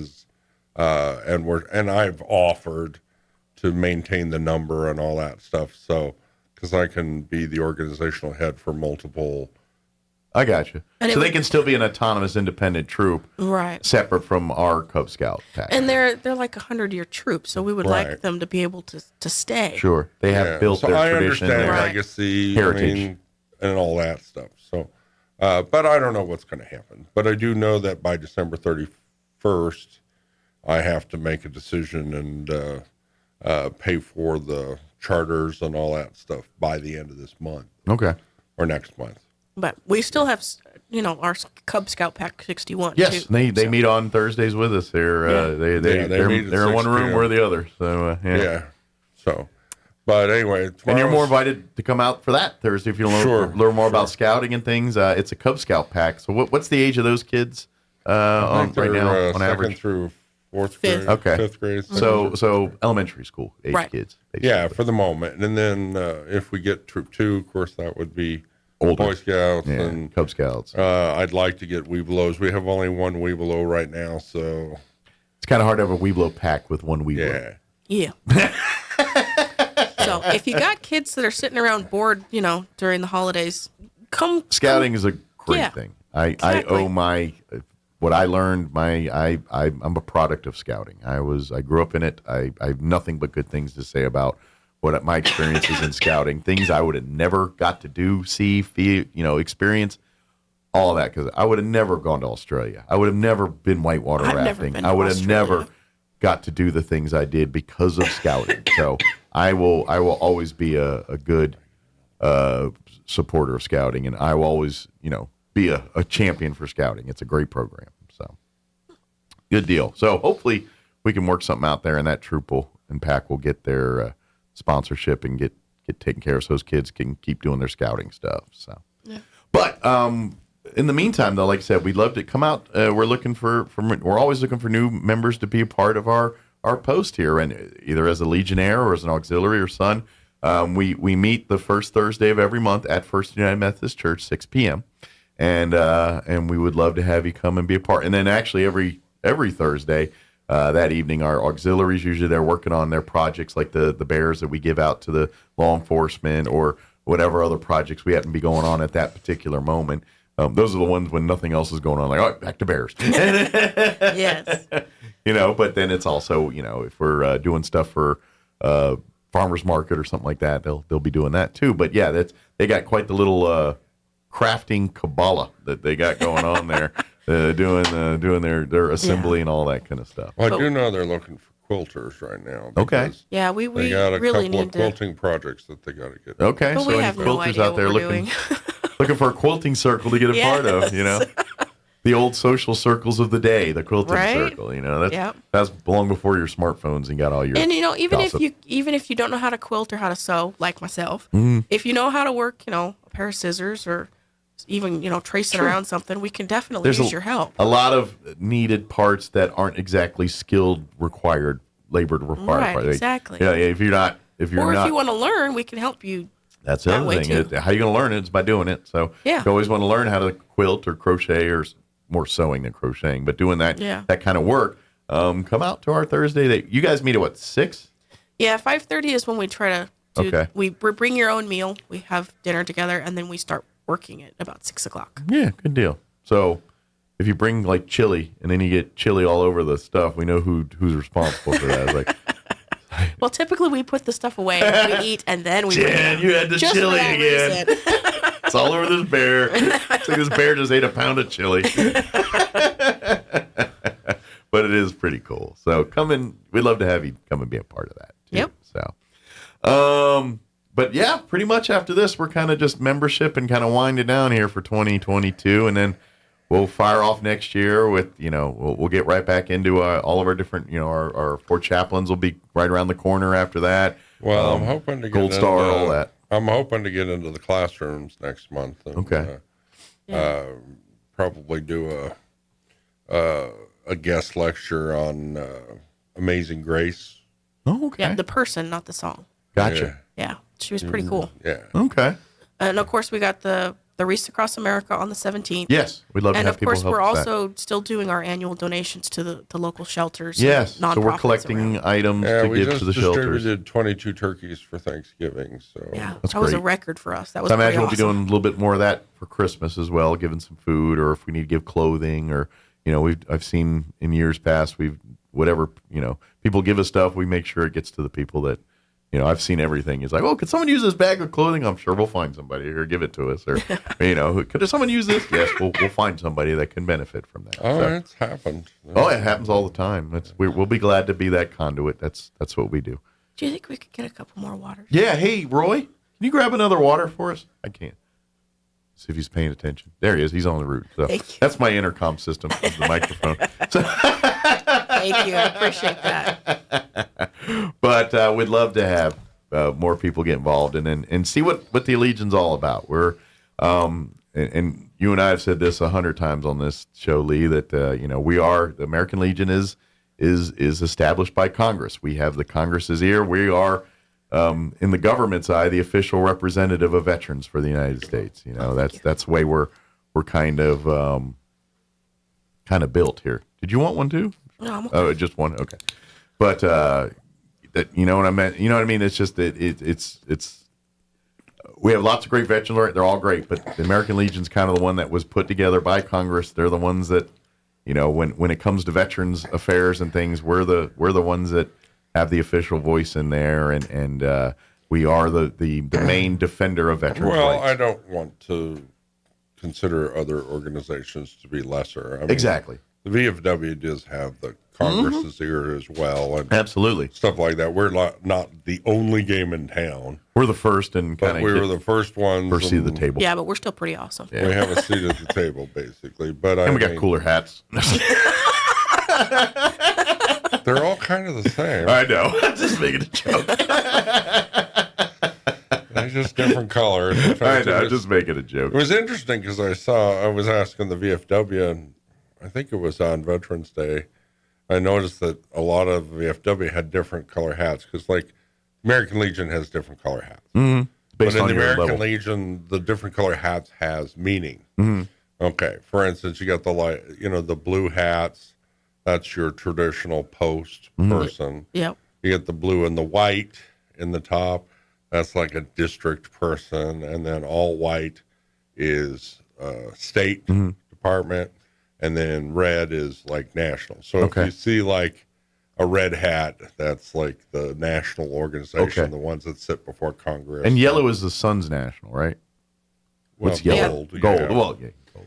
Right. But I was talking to the VFW. I said, what's the difference between the colors? Because I assumed there was some scheme like that. He's personal preference. I'm like, well, okay. So when you see a VFW hat, it's can I get one with flames on it or something? I don't know. So personal preference. I don't see why not. I assume there's some denomination in the VFW for district or state level or something like that, but I haven't discovered it yet. Well, and just curious, is that blue standard from state to state? Mm-hmm. Yeah. Because like you look at ours and we got the New Mexico logo and everything. I didn't, obviously each state has their own state seal or logo. Yeah, that's actually one of the fun not every things state does. Oh, really? Okay. Yeah. New Mexico does the Zia. That's a long story there. But like California has like the bear, Georgia has the peach. That's one of the fun things I enjoy about Florida, National Convention is you go around and you look at all the guys' hats. Kind of seeing it's like license plates when you're driving on the highway. Exactly. It's a lot of fun, and it's a nice icebreaker, conversation starter too. And on the sun side, you get the light blue hat, which is the squadron level. And then we don't have counties in New Mexico, but like back east, they're so big, they have to delineate. So then you get the light blue and the white. And then in state level is the light blue and the gold. Okay. And then national is the gold. The gold. So gotcha.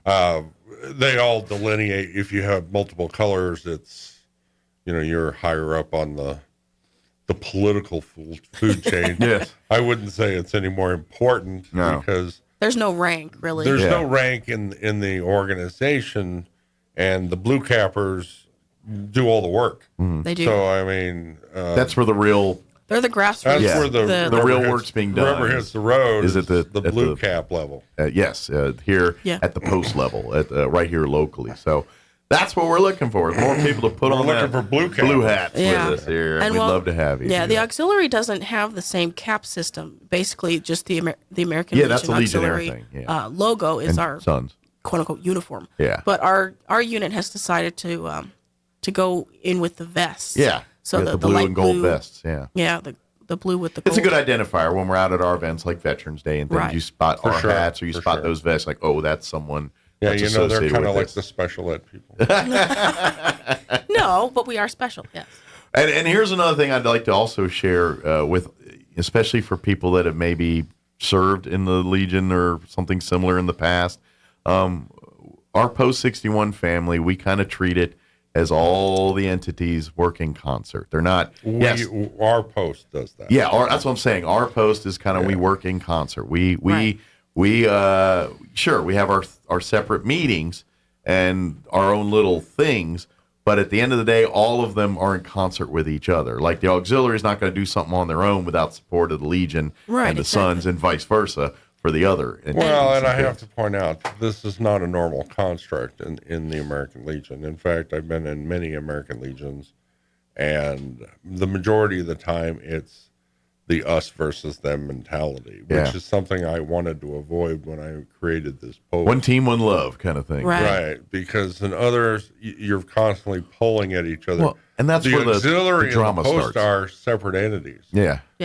What people don't seem to understand, and I guess I'll explain, is when you form a post, it can be formed organically. Mm-hmm. You just form a post. And then once you have a post, then an auxiliary can spring into being. Right. And both organizations are chartered by Congress. So the Legionnaires have a Congress charter, and the auxiliary does as well. But an auxiliary can't have a charter without a Legion. Right. The auxiliary cannot exist until the post exists. Gotcha. Right. But after the auxiliary comes into being, since they are a separate entity, they don't need the post anymore. Gotcha.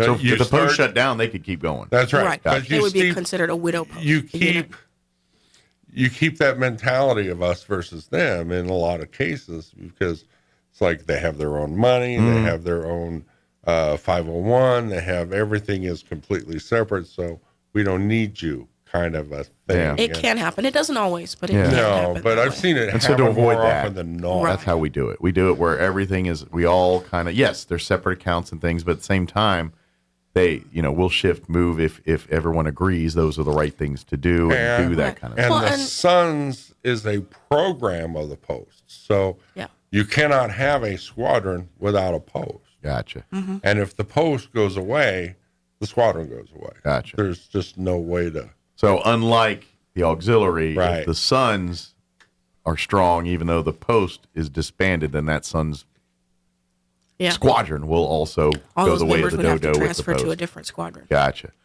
But we don't have that problem. No, we're all don't. good. We're all one harmonious family. We'd love to have you join us to be a part of it. Yeah. Come out tomorrow night. Like I said, get there about 6.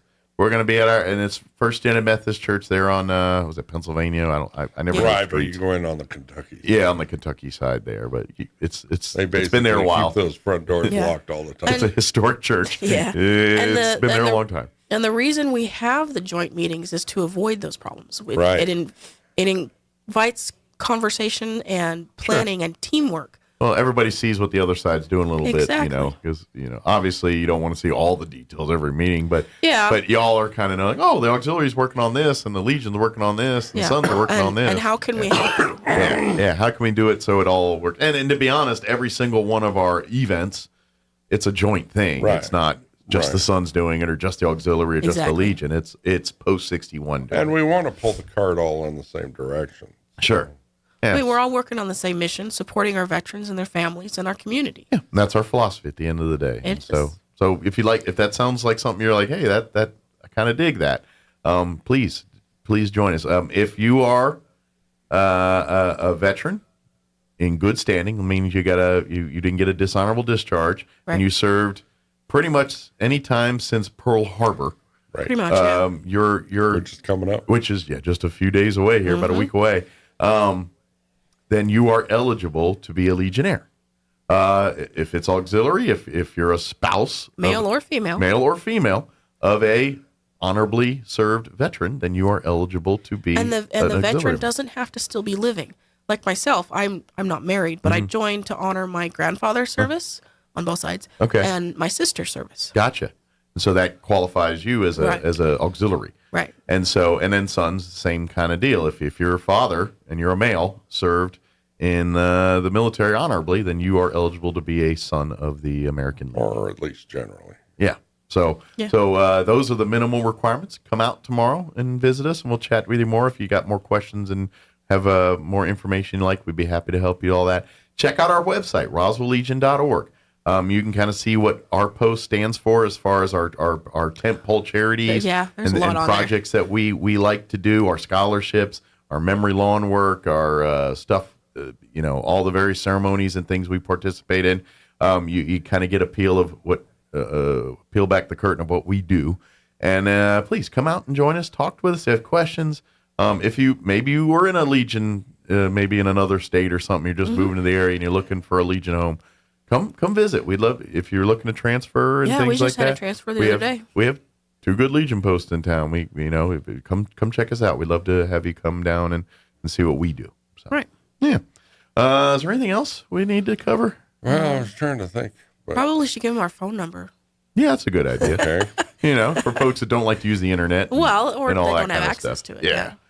What's the best number to call if they have any questions regarding anything Post 61 related? 575-268-0220. Very good. And leave a voicemail if you don't get a live person there. But if you do, they'll be happy to help you and answer any questions or anything if we need to get information to you or whatever it is. Or if you know someone in need and you want to reach out to us and say, hey, I got someone that could really use the help of you guys, put them on our radar. That's what we do. Veterans with issues or just whatever. This is what we do. We're a service organization. We're here to serve people in need, and that's what we do. So a little special focus on kids and veterans, but we want to help people. That's what we do. Well, we use that kind of as our pet projects as always veterans and kids. Yeah. So right. CASA and several other organizations. Yeah, absolutely. In fact, I gave 6 turkeys, I think, to CYFD. So. Oh, great. Yeah, by way of sheriff. Those volunteers are amazing over at CYFD. They do work that a lot of people don't want to do, face it. Yeah. They are the voice for these kids, and they see and hear things that are rough, and they got to protect these kids in court. It's not easy work, but it's very necessary work, and we very appreciate those people that volunteer their time. Well, I'm thinking it was Charlie Rice's wife. Was she working with CYFD or something? There's a few of those volunteers, but they know families in need, and so they're a great conduit to help. It's like I'm sure those turkeys that they got from those, they're going right to those families that they are servicing and needing and helping. Oh, yeah. So it's great. Yeah, we gave some to the Salvation Army, and then I guess they need upwards of 30 turkeys a year, and we gave some to the Roswell shelters. Refuge and to the Assurance Home. Yeah. Well, we're glad we're able to do that. Yes, very much. And hope it helped them a little bit. So. And this is all made possible by donations made by the public. Yeah, we don't get any funding. It's all donations. Yeah, if it's not the generous support of the public, all the work at Memory Lawn, we've gotten people that were kind enough to just donate money, say, here's money to get gas for lawnmowers or whatever you need. Yep. We've had people have been very supportive that way, and we thank you. And we're going to, we ask for your continued support because we still got work to do, and now it's getting colder, but there's still work to be done out at Memory Lawn. So. For sure. And we have a few folks that really dedicate their lives to making sure that's taken care of, and we appreciate those people. We do. So, very much so. Well, I'm glad you're feeling a little better. Feeling better. Get to resting, and I'll see you guys tomorrow, and then we'll see you here next time on the radio. Okay. Too. So, thank you guys. Take care. Mike. We'll see you here, and I'll see you tomorrow. It is 9:51. Let's go ahead and pause for news. Sean Hannity, and quick break as well. Don't go away. Now for your Pecos Valley News Update, I'm Jared Cirillo. The New Mexico Rehabilitation Center is announcing the resumption of its intensive outpatient program for substance abuse treatment. The program allowing participants to balance their recovery with home, work, and other commitments by offering a program that allows them to engage in intensive recovery work on an outpatient basis. If you need help, you can call 575-347-3440. Another tragic incident at an oil field in Eddy County leaves one person dead. Deputies and EMS Monday responded to the oil field near Malaga at US 285 and Pulley Road, where 45-year-old Glenn Ray Martin's body was discovered. The oil field owned by Mewbourne Oil. Martin was from Panhandle, Texas. A second worker was found nearby, suffering from what was described as extensive injuries. The cause of death not being released, and authorities have not disclosed exactly what happened, but criminal activity is not suspected. You're up to date. I'm Jared Cirillo reporting. The truth and nothing but. This is the Sean Hannity Morning Minute. Now that Biden's landmark rail strike deal has unraveled like a cheap suit, what we're now facing, as many as 765,000 Americans might be put out of work in just the first 2 weeks of a rail strike. According to even the White House acknowledging this, which also said that parts of the country could lose access to chemicals that clean drinking water and feed for our livestock. Now, this stoppage could cost the U.S. economy, according to estimates, more than $2 billion in lost output per day, according to an analysis by the Association of American Railroads. Keeping you on the straight path. Later today, it's the Sean Hannity Show. This Cyber Monday, treat yourself to a gift that you will use and love every day with brand new custom window treatments from Blinds.com. Save up to 50% off everything during their Cyber Monday sale. Now, Blinds.com, they make it simple and easy to customize beautiful blinds and drapes and shutters. Now, they even have my favorite motorized shades. And shop at Blinds.com for the Cyber Monday sale now through November the 30th. And save up to 50% off site-wide plus big door busters. Up to 50% off everything at Blinds.com. Rules and restrictions may apply. Finding great candidates to hire can be like, well, trying to find a needle in a haystack, but not with ZipRecruiter. Its powerful technology actively finds and invites qualified candidates to apply to your job. So while other companies might deliver a lot of hay, ZipRecruiter finds you the needle in the haystack. See why 4 out of 5 employers who post a job on ZipRecruiter get a quality candidate within the first day. Try ZipRecruiter for free at ZipRecruiter.com/free. That's ZipRecruiter.com/free. I'm meteorologist Steve Hamilton with your Pecos Valley weather. It looks like a mix of sunshine and clouds for us today as a cold front moves into eastern New Mexico. We will stay a little on the cool side. Our afternoon high is about 50 and a little bit breezy. Pretty cold overnight, upper 20s to around 30 and some lingering cloud cover. And then we're back up to about 60 for the afternoon high on Thursday and sunny. A big warm up on the way for Friday, sunny and mid-70s. That's your latest forecast. I'm meteorologist Steve Hamilton. It's time for the Chavez County Sports Report. Tough way to start the season for the Roswell and Goddard boys basketball teams last night. Roswell was playing in Las Cruces against an Oregon Mountain team that already had a win under its belt.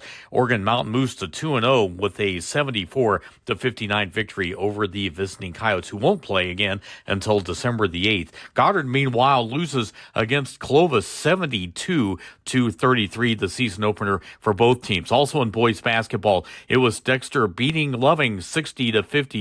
The Demons season opener. Gateway Christian falls big, though, to Jowl 61-13. In girls hoops, Dexter also loses to Lovington by a score of 52-15. Gateway Christian falls by a point to Jowl 40-39.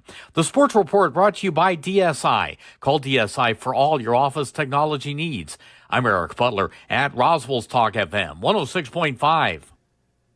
With a Wall Street Business Report, I'm Bob Agnew. Railroad unions don't like President Biden's call for Congress to intervene in their contract dispute. Railroad unions say this undercuts their efforts to address workers' quality of life concerns, but businesses stress that this is crucial to avoid a strike next week that would devastate the economy. President Biden and House Speaker Nancy Pelosi said that lawmakers will be asked to vote Wednesday to impose the terms of the deals the 12 unions agreed to before an original strike deadline in September, even though 4 of those unions, representing more than half of the 115,000 rail workers, rejected them. 8 other unions ratified the 5-year deals that include 24% raises and $5,000 in bonuses. I'm Bill Alexander in Washington. The U.S. economy grew at a 2.9% annual rate from July through September, despite high interest rates and chronic inflation.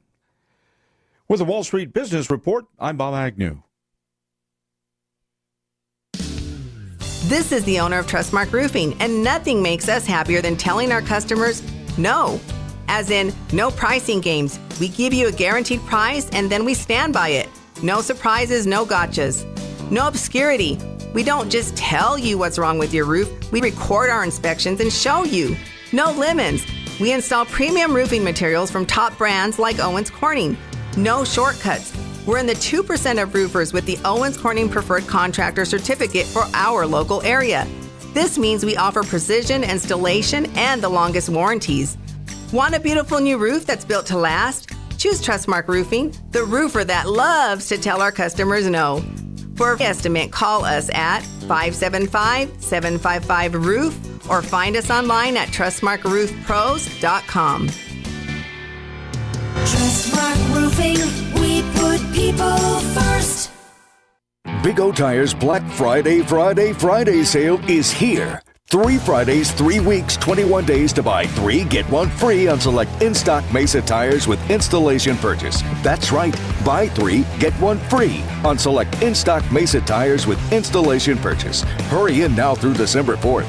Big O Tires, the team you trust. Installation charge is extra. Required on all 4 tires. Not valid with other offers. Eligibility may vary. Disposal fees and shop fees extra where permitted. See store for details. Mark your calendars, shoppers. The Yucca Blossom Christmas Jamboree is set for December 10th and 11th at the Eddy County Fairgrounds in Artesia. Over 90 booths featuring all kinds of arts and crafts, candles, jewelry, clothing, keychains, home decor, kitchen and bath accessories, and so much more. Bring the family. There's something for everyone. Santa Claus will be there both days.